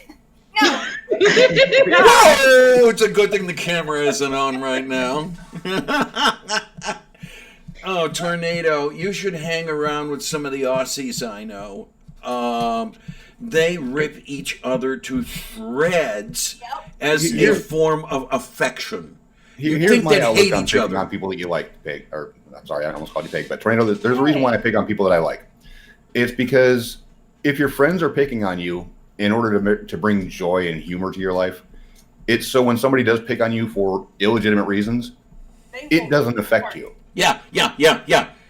Well, true. But when someone decides to copyright strike your channel, well, then you go full bore. Oh, hello. That's a tricycle. I know, that may have been slightly out of... It's got one. I am, wheel. of course, referring to the company that shall not be named. That's a tricycle. Right, I'm gonna go sit back down. My back is hurt. And that was amazing. It's kind of unfortunate in its own way that the person that we can credit with keeping broadcast going after that copyright strike is no longer part of the crew. I have mixed feelings about that, but it did inject quite a bit of humor. And unfortunately, quite a bit of chaos came with it as well. Damn, I should really learn to keep my mouth shut. Don't belabor the point, sweetness. Don't worry about it. Do it again, and I'll come down there and spank you. But don't worry about it. You have to remember, I'm a guy with autism, so... Okay. Andy, is that you showing off your Cavendish again? Yeah, I do have a tendency to show off my Cavendish. We don't want to see your... around. Hey, speaking of Cavendish, how's Furball's rig coming? He ran into one issue after the experiment was over, is a new oscillation that he still hasn't identified started up. Okay. I'm thinking somebody moved furniture in the room upstairs. Okay, then, yeah. That would likely do it. It proved gravity exists. Is he using magnet wire, or did he make the mistake I made at first using insulated wire? He's just using raw copper wire. So probably magnet wire. No insulation, just raw copper strand. Right. Okay. Can't you just use fishing line? Well, wait a minute. It would have to have shellac, wouldn't it? Original constant of metals than it is polymers. Okay. Yeah, the problem with fishing line is it stretches over time. Yeah. Well, for just the demonstration purposes, Cavendish mechanism that you're just using to show that, hey, gravity is indeed a thing, it does the job perfectly. Yeah, but BM Furball set up a long duration experiment. So Yes. fishing line was completely out. Yeah. I mean, I can understand that. And over time will destroy the results of the experiment. So you have to stick with something that's going to be much more constant and hold its structural integrity over time. Yeah, it's about eliminating variables, not introducing. I won't do that. For you in the side chat, we're getting scientific here. Hey, I wish I had the science alert. Oh. Andy and Furball got some nice balls. That's for them too. Oh, whoa! Phrasing. Hey, we don't want to see your balls hanging around, I'm Andy. just saying, Furball's balls are very octagonal. That must Oh, hurt. for the love of Saint Good. Balls, because they were much more easy to manipulate. You know, maybe I'm terrible for saying this, but I do get a smile when I remember the movie night where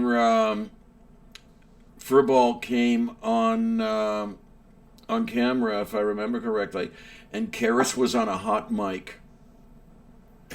I can only imagine. And you heard, oh shit, he's cute. I occasionally remind Blake about that from time to time. If I would have been there, I would have told Furball to turn the camera off, go put on his uniform, and come back. Because then we would have seen here. No, guarantee it. Furball is good looking. Because, you tell somebody you're cute, that's a real compliment coming from a dyke, okay? And he is a cutie. Oh, my. Hey, Diana? Yes, dear. Don't sell yourself short. The way you are, more power to you. Hey, I have nothing wrong. No, in other words, what I'm saying, dear, is that I have, well, I won't say absolutely no interest in men, but, severely attenuated interest in men.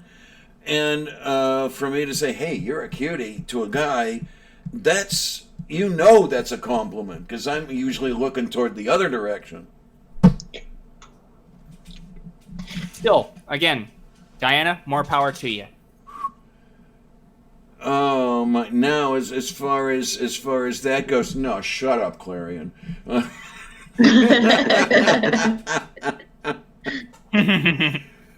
Oh, more than once I've almost said the words on air, and I would have got my ass kicked for that one. But that's another story entirely. Right here on this channel, guys, if you remember. Anyway, Beach, okay, you be good. I am so happy you came. I am so happy you came here. I hope it was a good thing. Yeah, I had my alarm set for like what, 11, and you woke up at 2:30. No, actually, no. I set my alarm for 11 and didn't realize I wasn't subscribed, and I didn't get the DM link. So damn it, originally. So yeah, I thought I'm here now though. I Don't thought even- that you had seen. I'm pretty sure I added you to the group DM, but maybe I didn't. Maybe I was terminally blonde for that one. It's okay. Okay, we can do this. We can. One thing I am going to ask. We are coming up on 2 hours. We still have stories. We can keep going if we want. Well, there was that time where I threatened told stories about SciStrike for weeks and still not be done. Pretty much. Oh, pretty much. I remember the second movie night I was on, where I pretty much established myself as the guy with an attitude. Has anyone watched that one yet? It was my second movie night where we were tackling the Flat Earth International Conference, Part 1. And for the first time, people got to see how ornery I could be on air. You know, Tornado, I still have the portion of the Google Hangouts that I had with SciStrike about inviting you onto the show in my history on Hangouts. Yes, I do. I remember that. I remember your first time being there as well, and I remember discussing how it is that we can sit down and bring you onto the show in the right way, because obviously everybody needs the right introduction. And somehow Cy was able to do that. He found that one thing within everyone where he could go, and this is, and you were immediately a friend of everyone because you were a friend of Cy. Mm-hmm. Now that was before my time, but I'm. And the funny thing was, when I joined for the first movie night, for my first movie night on October 27th, that was when I got introduced to Eric Dubé. Oh, that's the perfect introduction for anybody. God. Yeah, it was the video where Mr. Jake the I'm just gonna say Jake the Jerk because I'm trying to get that filter working. Okay, Jake Brian, the Jerk you was take talking care. about other flat earthers and saying how, the Gleason model is wrong. Yeah. Try parsing that one for a few seconds. And on the video that was on there, he had a section where Eric Dubé was claiming that the map the USGS uses is the flat Earth map. And then there was an image of Dubé wearing whatever the hell it was, and it was all peach and such. I never want to see that again. Oh, yeah. We'll drag it out just for you, Tornado. That episode quite well. I recall actually cracking jokes with you about how my father had worked for the USGS and how the Gleason's map was actually not representative in any way, shape, or form of what the USGS says. Wasn't it where you were talking about rapidiographs? Oh. Wow, you have a good memory, Tornado. I thought I had good memory, but... And I think it pretty much comes with the territory for you, on a doesn't map it? with the finest tip marker you could imagine. Yep, because they actually come in marker sizes as low as 1/1000th of an inch in diameter. Whoa, that's something there. Yeah. I mean, how do you use one of those without destroying the point? Years of drafting classes. Okay, then. What simply, very carefully. Yes. I only my had one first drafting class, so...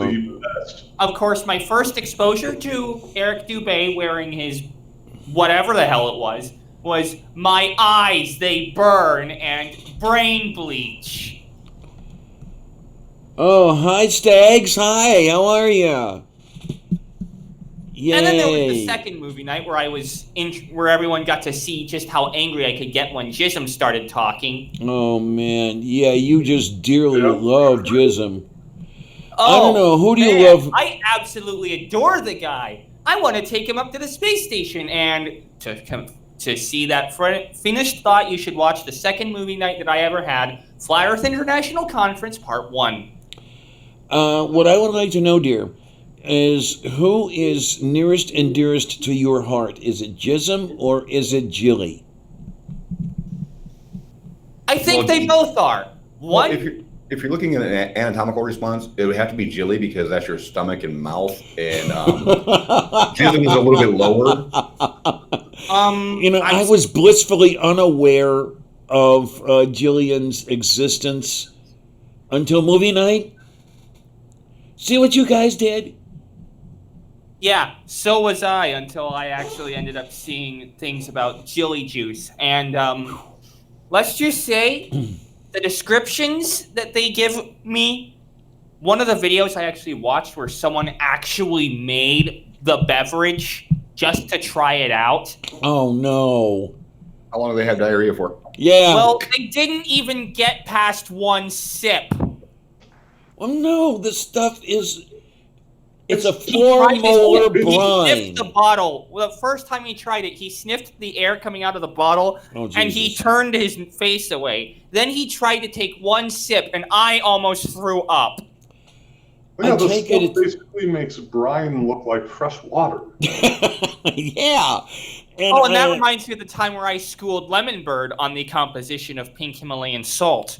I can imagine that it's easier to eat kimchi than it is to drink that stuff, that Jilly shit. Oh. It's so potent you could light it on fire and you'd see yellow sodium flames coming off. Thank you, Cy, for that wonderful introduction to stupid. Isn't that the whole point of the show? Pretty much. Oh, Jesus. Trying to forever search for the bottom of the barrel of stupid, we never could actually attain the bottom. That I guess was the it's most... like you could always dig. That's the thing about issues regarding the woo tartary that people will peddle. It's like you could just keep digging, and just when you think you've hit rock bottom, you find Jordan.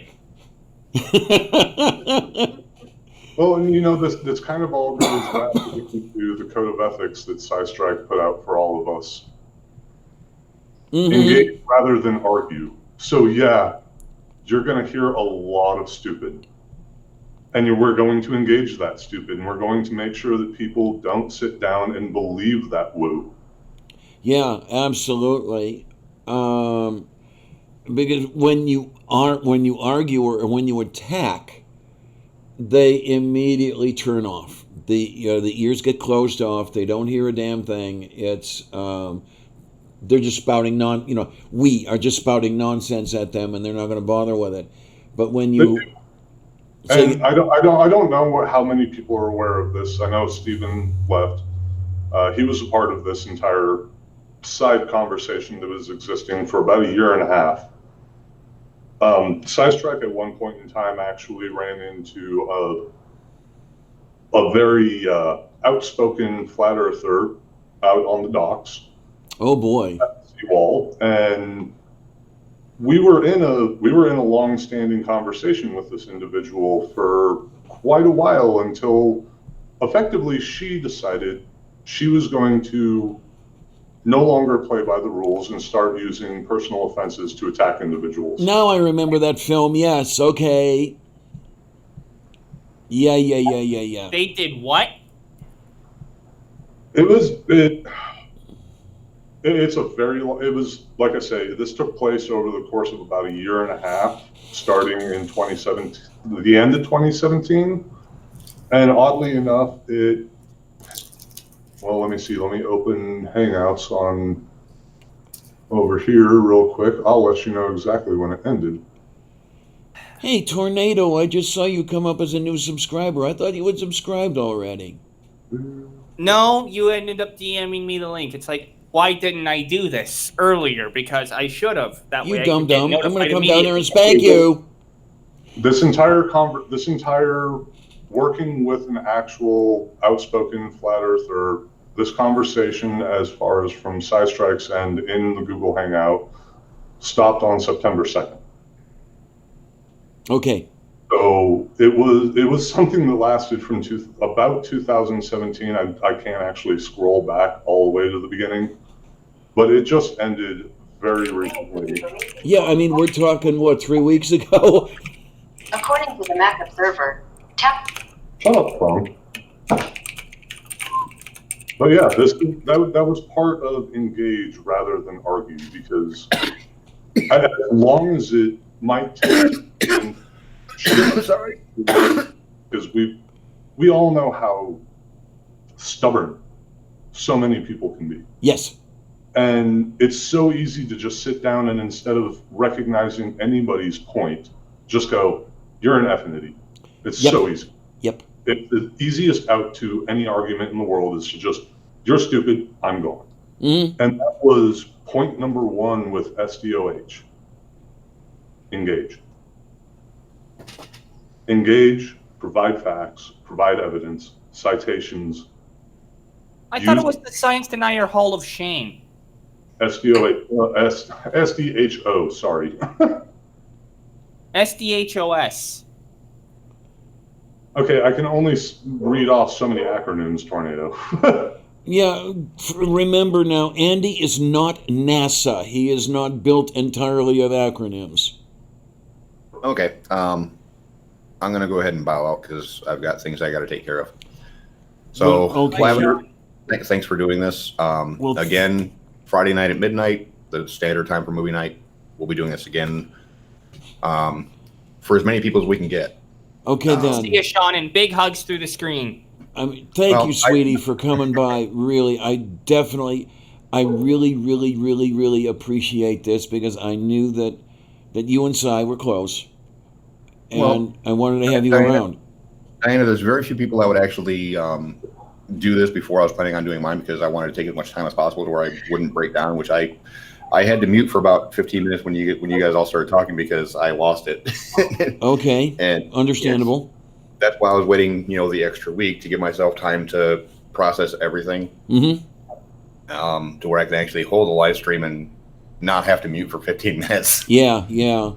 No, that's totally understandable. Really, I mean, it was when I got the news Wednesday morning. It took maybe about half the day before it really sank in. And then I think I was crying for the next 36 hours without stopping. No, for me, when Reds told me, he called me up after I got done doing a live stream with Team Skeptic and Fight Flat Earth. He called me, so I take it you've heard the news. And I was like, what? So he said, Cy's no longer with us. And my only reaction was, what? And I didn't say anything for like 2 minutes. And it took a whole day for me to actually come to terms with this isn't a joke.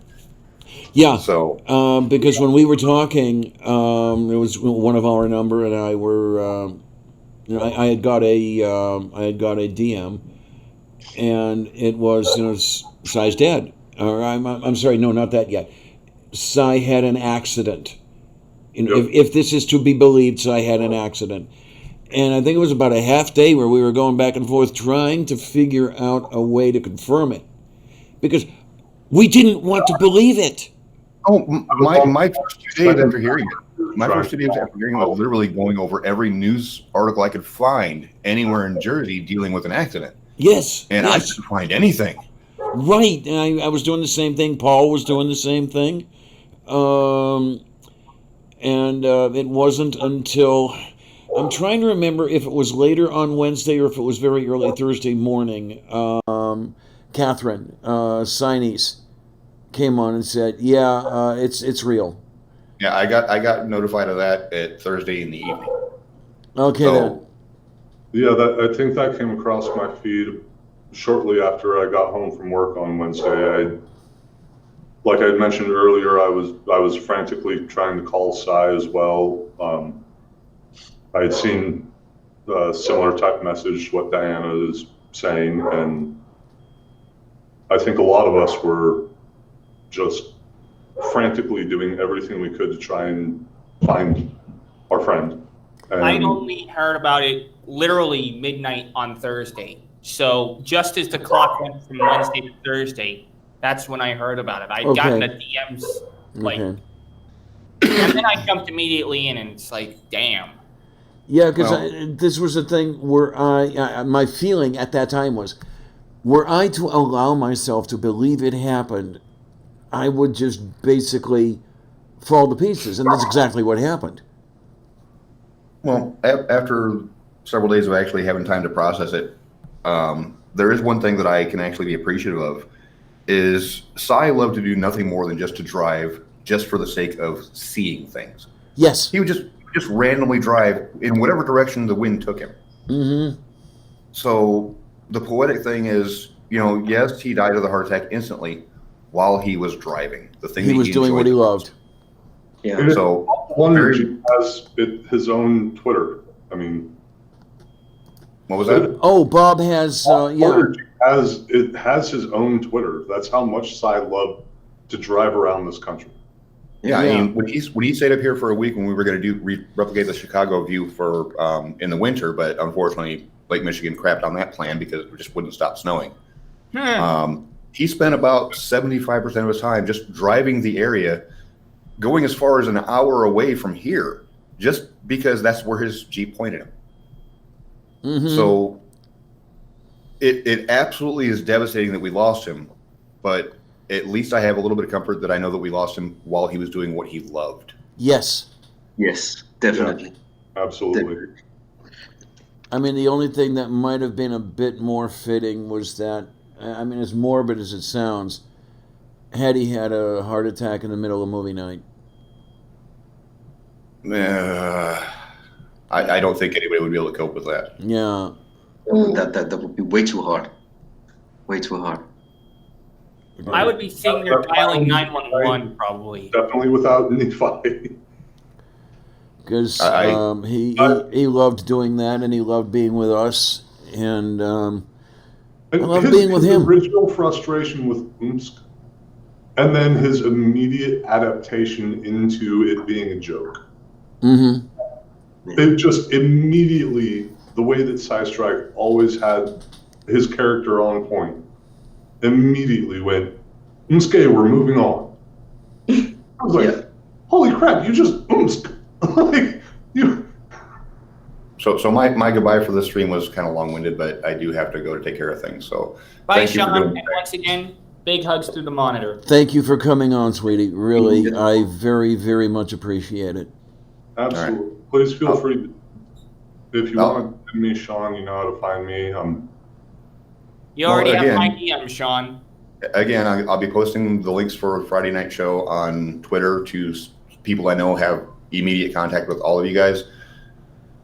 When I post that link out, send it to everybody you know who's had, influence or has been influenced by SciStrike. Okay, then. While I'm going to be giving the links to the people I can directly contact, I definitely want those links spread around with other people as much as possible. Yeah, absolutely. Understood. I'll see you guys on Friday then. Bye, Sean, and once again, take care, sweetie. Love you dearly. Take care, Tornado. I love sending hugs through the monitor, Mother. Hi, Mom, NATO. She's in the living room playing Mass Effect. Oh, okay. Which is why, for a few days after the incident, I was on my mother's computer. Because Mom was playing Mass Effect Andromeda on mine, and she wouldn't give it back.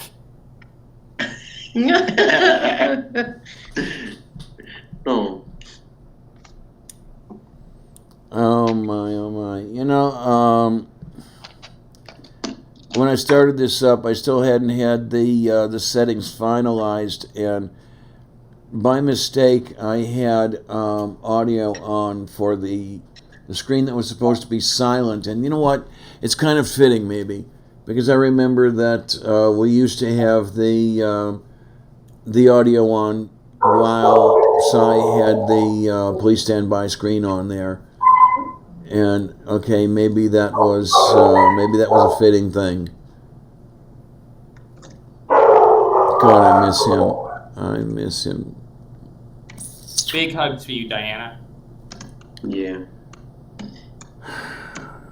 You may not be able to see it, but once again, another hug to the monitor. I don't know. I'm just gonna have to figure out how to instantly expand my subscriber base to 500,000, make maybe 7,000 a month in Patreon, such that I don't have to worry about housing or medical stuff or anything like that, and have a little bit of spare change left over to get around to seeing you people in person, for fuck's sake. Are you trying to tell me I need to tie her up on your Patreon? Yeah, there you go. There you go. Everyone tithe, okay? Speaking of tithing. Oh shit, man! It's just as a side note, I know it's off topic, but I'm getting close to 50 a month, and that's a little bit worrying because it's starting to get to the point where people might notice, and I'll have to make sure that I do all the reporting and cross all the I's and dot all the T's. You know how that works. Well, I'm not gonna tie up, and I'm just gonna stay where I am. Okay then. I don't want to get you over the limit. Oh, let's not worry about it. No, it's like I say, this was one thing that he had promised me. We even talked about it on Monday when he was here. I was going to be his next project as far as promotion went. He wanted to see my channel grow and expand and really get some traction going, and it's in my inimitable way. I kept saying, well, hey, I've got to make sure that I actually put some good stuff up there. I mean, belatedly, I'll take his word for it that the stuff I had up there was already good, but no doubt it was, Dan. It's just that thing of being willing and ready to help out, to go above and beyond. I mean, not only does this goof drive nearly 400 miles to get to me, he's talking about doing a promotion. And Yep. this was Sci. This was what he was. This was who he was. Yeah. Well, that's one thing I know about Sai, which I've noticed for quite a while. That is, he didn't really care about his own growth on YouTube when it came to it, because he has been on 4,000 subscribers for a long time, and he Yes. should have had 100,000. I mean, he didn't really care. He just wanted to help people. And that's, I'll reiterate, we were talking Monday, and we had talked about this more than once. It said, that movie night was about as big as it was ever going to get, say at about 4,000. The audience that we had, I don't know how many we would pull, maybe 150, maybe a little less, but that's about as big as it was going to get, and he wanted to concentrate on getting other people going. Yeah. But the thing that he had said was that, for all intents and purposes, not to put us down or anything, but we were kind of furniture. The movie, the panel, we were there to provide the atmosphere for the side chat, and he considered the side chat, those people, to be the most important part of the whole endeavor, where they got together and had fun together. And it was that thing that they knew every week they could come and see each other and talk and catch up on what they'd been doing, and do the clams and everything. And that's what he loved. He loved doing movie night just for that. Yeah, he definitely did. So we've got to keep this going for them. Yeah. Somehow. Yeah. Yeah, there are. I know right now, in the chaos of all of us having lost a great friend and mentor, there's a lot of obvious talks of how do we do this, where do we go, how. Yes. But that's what I was trying to lead into, and I just didn't know how to do it. Now we are all still mourning, and it might take a couple of weeks, might take a couple of months. Right. We're going to come back together after our mourning time and go, okay, we talked about all these potentially really irrational things, but now we can talk about the rational ones. Yeah. So sure, you might have someone on Discord going, I'm going to take it over and it's mine, but you might have someone on Twitter going, well, no, I'm working with the family and it's mine, and it's all of ours. It is, and it has to be. This is something that belongs to every person that Sci was able to touch. Yeah. And to feel that reason to go and look at things from a point of view that was scientifically based without having to be a scientist. And go, hey, there's a rational thing here, and we can come together and we can figure out a rational way of doing this. Trying to think of whatever. I'm having a blonde moment. I was going to say something and I just totally lost it. When you get old, the memory is the second thing to go, and I forget what the first is. I remember sort of. There were people that have been talking and things like this, as you say, about it's mine, it's mine, it's mine. We have to have everyone. We all of the personalities involved are what made this. Not only movie night, not only Sunday Science, but everything else going on, because I think a lot of people tend to forget that there was a lot more going on behind the scenes than there was in public view. So much, and it sometimes boggles me, how in the world could Jeff actually hold like 15 conversations at the same time and not get them confused? Yeah, you would think he was a Mensa member back in the old days. Absolutely, yes. Because I remember back when I was active and I used to get to the RGs, the weekend conventions, this is what we would do. We would have a very large table, and each one of us would be in 4 conversations, and no 2 people were in the same 4 conversations, but everybody kept them all straight. And I know I said that word, and slap me, that word coming out of my mouth. I hate that. Hey, no. Engineering and manufacturing, the word straight has nothing to do with anything other than an object's ability to maintain a vector over time. Okay, that'll work. That's something, that's something I really love.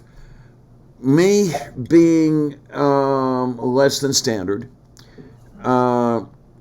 me being as queer as fuck, not only was I accepted, I was actually given a platform to some extent.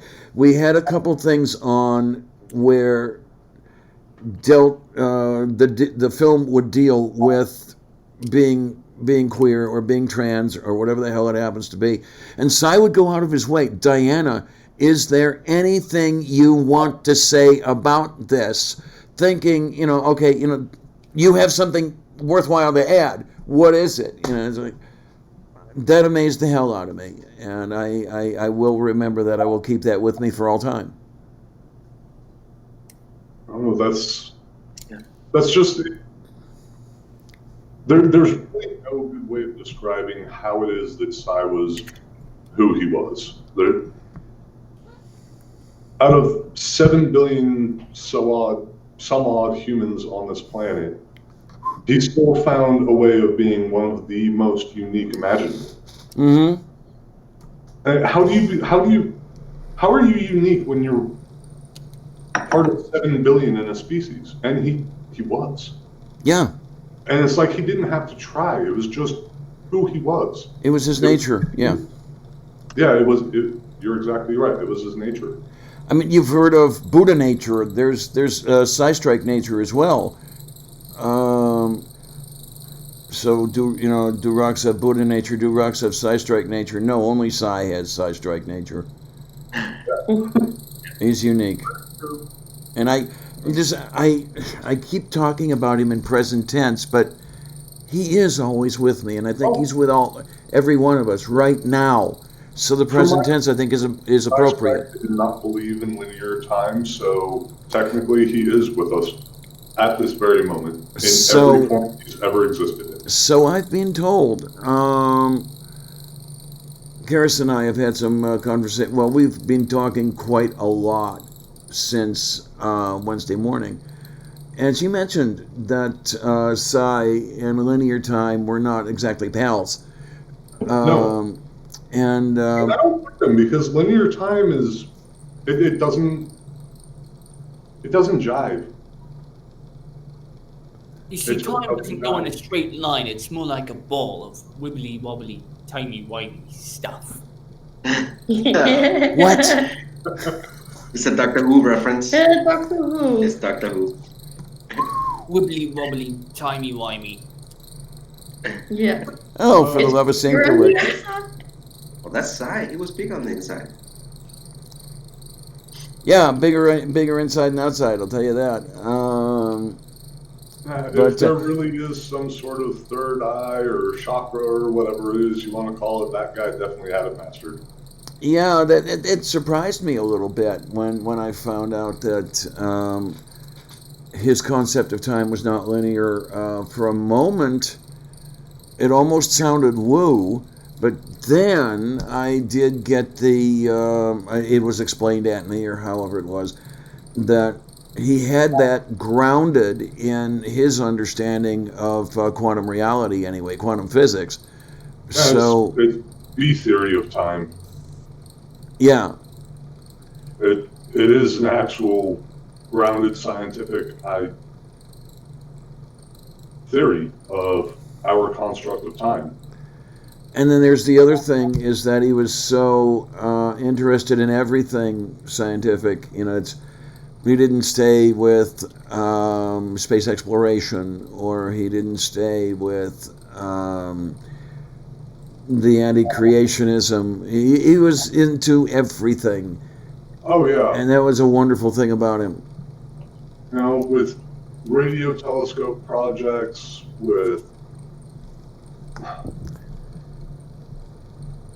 there wasn't any one area of science where SciStrike or Jeff excelled. He excelled in understanding the world around him. Mm-hmm. And others realize the whole world around us is so much more than that one little area. Yes, there's a biochemist because we need a biochemist. Yes, there's a structural engineer because we need a structural engineer. Yes, there's a astrophysicist because we need an astrophysicist. Yeah. Hey, Diana. He himself wasn't, I'm going to say, we're all going to watch astrophysics, and we're all going to work on quantum loop gravity. No, it was, here are the sciences available. Yeah. It's amazing that you can do this. Hey, Puffalophagus, I didn't see you come in. Hi, sweetness. Puppy. Now, of course, Diana, remember that thing I said when we chatted on Discord? When I was on the actual voice chat the moment I heard about the news? I said that Sai once told us on the live chat that he said that not one of us knows everything, but together we know a hell of a lot. Yeah, I remember you. And I would like to amend that statement. You guys probably have heard this before, but I would like to say none of us is as strong as all of us. Very well said, Tony. Yes, absolutely. It really is. Now, I hope nobody minds, but I am going to switch views here just to camera one, because yours truly is going to take a little detour to the little girl's room. And I don't want an empty chair out there, so there we go. You guys are still on, but I will be right back. Yay! Been there, done that. I know how it feels, Diana. Don't worry. Oh my. So there is mention in the live chat about the hamster running in a hamster wheel. I was wondering what that noise was. I was thinking, is that crickets? It sounded like crickets to me at first as well, but once someone mentioned the hamster wheel in the side chat, that seems much more fitting to me. I didn't hear that My noise. desk fan. Pardon? Wait, it's a hamster wheel? Hang on, I'll be right back. You have a hamster? No, I have a fan running on my desk. Oh, okay. I'm wondering if they're hearing that. Yeah, I bought it 2 years ago and the bearings are going to hell. Oh, there it is. Yeah. Okay, it's a desk fan with shop bearings. So there are hamsters. Oh my word! Yeah, it's just a shitty $10 fan. I got it at Squall Mart. It was getting a little warm in here. Yeah, Yes, always sir. low prices and always crappy goods. It's the end of September, but it's still quite warm. And Please, Diana, I live in Florida. yeah, but this is Pittsburgh. Yeah, and I live in when it's still in the 90s. This is not right. It's Oh almost yeah, let me tell you about the time when the weather was so warm here back in Missouri that you were actually in shorts in Christmas. Or the air conditioner was running. Whoa. Well, you're in freaking Florida, sweetie. No, I'm talking back in Missouri. Oh, okay. That's better or worse, as the case may be. I'm not sure It which. was the night before Christmas, and all through the house, the AC was running. Go home whether you're drunk. Oh man, what really scares me, and I've been homeless. I've actually been homeless 3 times, and one of the things I remember least fondly is being homeless during the winter here in southwest Pennsylvania, and it's got worse as the climate change has progressed. I almost didn't make it to meet Sci, and I nearly died of hypothermia a couple of years ago when it got particularly bad out here. So at least I'm around to give you guys shit. At least that much is good. Let me fill up the coffee cup. I'll be right over. Gotta love coffee. Yeah, and this is real. This has actual caffeine in it. Oh, by the way, I drink soda, so for those of you who haven't met me before, I'm the Christian who loves science, and I'm also the guy who will drink caffeine on movie night. Yes. You were the different one there, Sweetness. On movie night, but now I do still remember my first movie night when Sci finally invited me on to movie night. It was back when it was still Pseudoscience 3000, not movie night. Okay. I remember I got a hold of him on G+. It was one of the funniest things because I had watched, I think, the first 2 or 3 movie nights ever. And I brought up an idea to him on G+ originally of, what would you think about doing a movie night where instead of it being Pseudoscience 3000 and we're making fun of people, what if we went the opposite way and we helped bring science to more people? Okay then. It took us about 2 years, but finally that's how Monday Science, Tuesday Science, whatever day. Someday Science, yes. That was kind of where it actually was born. It was something that I had wanted to do with Sci. And I always told him I'm going to learn OBS and this is going to be on my own channel. I swear someday it'll. That was always a lie. That was always a lie on my side because I liked doing the show with Sci. I liked him hosting it. I liked the idea that, hey, we can not just make fun of pseudoscience, but we can actually teach real science too.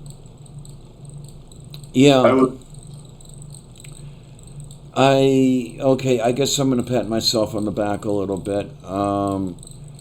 I guess one of the things that did endear me to Sci was my being something of a polymath.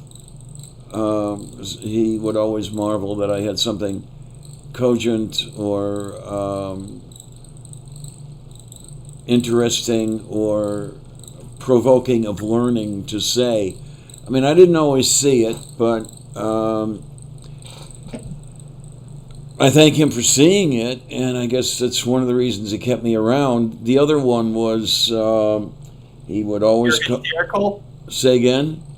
You're hilarious as fuck? That too. But he, how the heck, now you did it, Tornado. You derailed my train of thought here.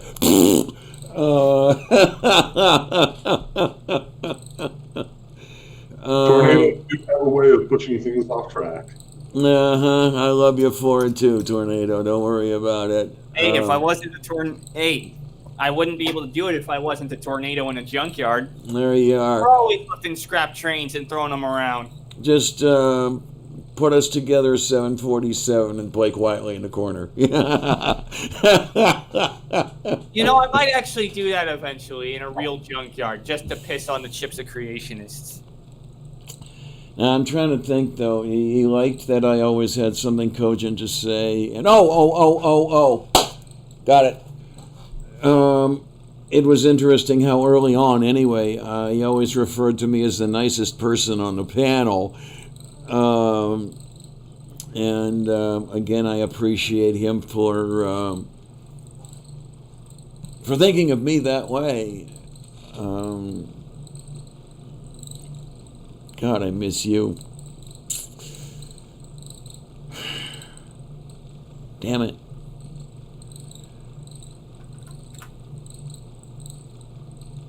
Your fan's squeaking. Yeah, let's see if we can... there we go. That ought to be a little bit better. Yeah, it's getting to the point where the damn thing is so screwed up that I have to point the fan down toward the desk rather than straight at me in order to feel the air coming out of it. Go figure.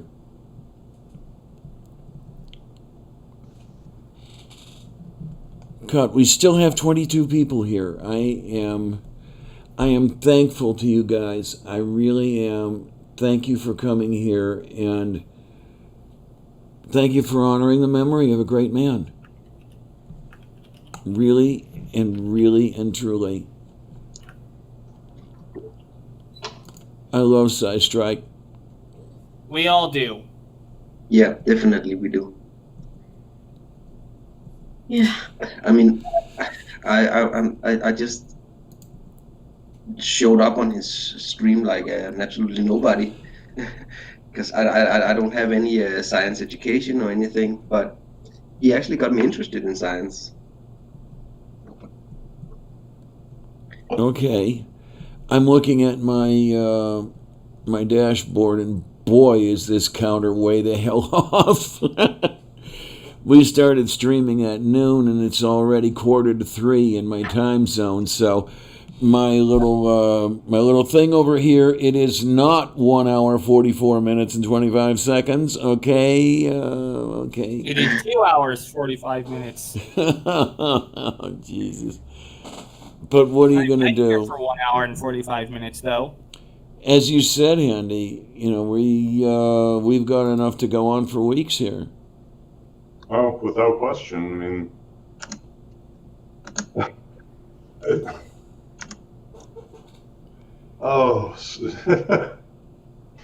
it's hard to. It's hard to articulate. Yes. Or say, okay. Oh, look at. He's got the fancy words. You've got all the good words there, Tornado. You ought to run for president. Ha! Tornado 2020. I wish Tornado 2020. I'm not 35 yet. I have to be 35 to be president. Christ, you're not even old enough for the House. God damn it! You have to be 25 to be a rep. Yeah, maybe then I could actually do some good. I wouldn't guarantee that. I actually, here we go, diverging again. I actually did seriously consider running for the U.S. Senate 3 years ago. And what I decided, I mean, aside from funding problems and everything, a friend of mine ran for Senate here in Pennsylvania in 2016. He lost to the incumbent. He had told me that he had raised about $600,000 and was still outspent 15-1. Okay, so there's a problem with that. The other one, say again. So there's a huge problem with Yeah, just a little bit there. And then the other one is that politics is not the way to change minds. And I wanted to change minds. So you cannot do that from the Senate floor. So I have to work on another way to do it. Well, when I was thinking of me being president is, if I could, I'd try to make America at least a better place. That's not difficult. Not because it's so easy to make anything better, it's because this place is such a big shithole by now. The fact that we supposedly live in the wealthiest country on the planet, and yet our school children don't have meals at school. Yeah. That's wildly unacceptable. Yeah, and it's all because apparently we're giving it all to the rich. You got a pretty good point there. That has been the way for tens of thousands of years, unfortunately.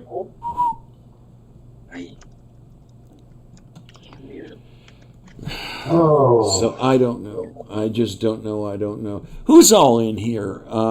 There's you, Andy. There's you, Tornado. Morton, Linda, and me. That's it, right? I am still here, but I do have to actually get going. My cat has proven to me that it is time to change his litter box. And if I do not do so, he will poop on my laundry, because that's what he does for vengeance. Thank you for reminding me, because when I went to the little girl's room, Sylvia had taken a crap on a bath mat, so it's time for me to clean the litter box. Wilton does this really funny thing where if I don't clean it every couple of days, 2 days, if I miss a day, suddenly he will carry a turd out and put it next to my computer desk. In his mouth. Well, yeah, he walks around with his own poop in his mouth when he's mad at me for not having picked up his poop. Hey, at least it's his own and not somebody else's. Don't remind me of how Shadow used to go kitty mining. Oh, man. My dog used to go mining the kitty litter for cat nuggets. It is time for me to clean his litter box. Yeah, one at a time, kids. And the Meowpocalypse is a real threat, and I have to take care of this. I'll tell you what, then. You got to get it right. You got to divert the apocalypse meow.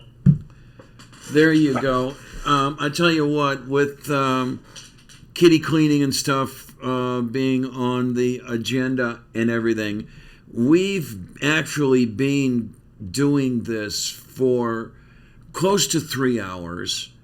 Would it be okay with all you guys in the side chat and everything if we kind of wrap this up for now? And if you would all of you come by for the next movie night on Friday and have another celebration of the life and times of SciStrike? Does that sound good to everybody? Strong, forever fighting. Your way, I dare you. By the way, I'm going to put a link to the video that I was mentioning in there. I actually have it right here, so I'm going to pop it in the internal chat so you can give it a listen. Damn it, I do have one request. If everybody is either watching this or is in the chat, and everybody that's in the chat right now, if you would please, since Sean has scheduled this and is planning on hosting, let's all do our best to make sure that it's not double booked on as far as the time slot. Oh, right. A million people trying to make a movie night. Sean is working on having this scheduled and making sure that it's done properly in Si's remembrance. So let's try not to overbook next Friday evening, and if everybody can just shoot Sean a link on Twitter, or I don't know who uses Facebook anymore, but if people I still actually are do on once or that twice. avenue, or I'm obviously G Plus is gone, but if we can just make sure that we coordinate throughout the week and we don't double book, so that there's one for SciStrike movie night on Friday hosted by Sean, I think that would be really wonderful. Definitely. I am many much liking that idea. By the way, did you guys get the link in the internal chat? Say again, honey? The link in the internal chat that I just sent to you guys. Let me look. Yeah. It's there. God, Yes, we've got so many. I saw it. Huh? I think it got through to all of us, Tornado.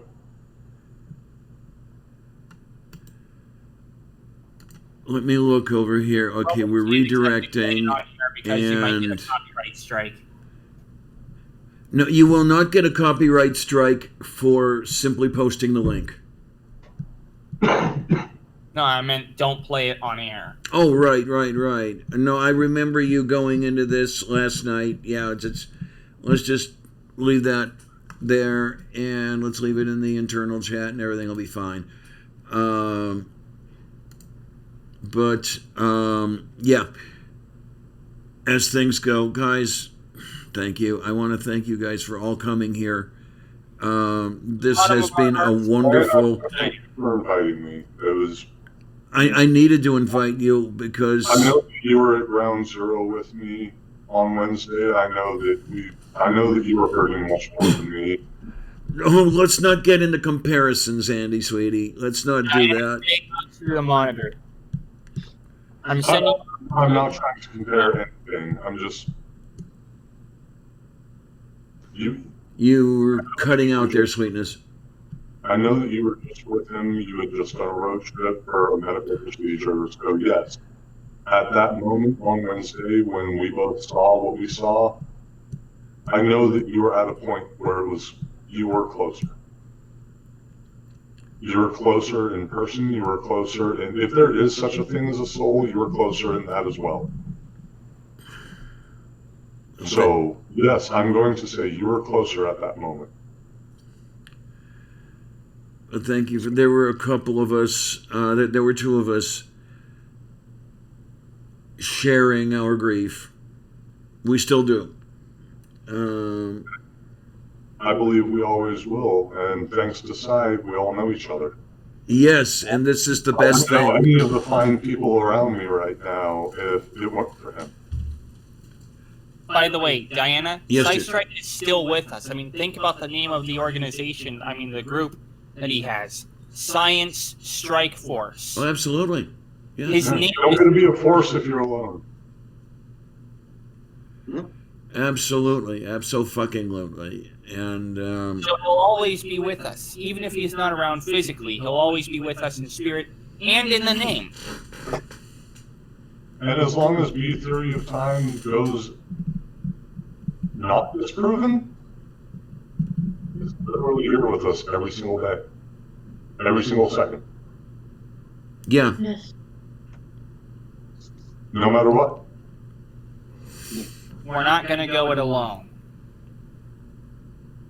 We're not alone. No, definitely not alone. Thank you, guys. Thank you, and everybody over on the side. Everybody who, I'll put it this way: everybody who is here, everybody who is not here. I want to thank you guys for being here, for sharing this time. For sharing the memories. And, okay. I guess what I'll say then, if nobody minds, is thanks a lot, troops. See you on the other side. And Diana, I would like to thank you for this in the first place, for allowing us to. By the way, kind of saying with Diana, but I did get with you.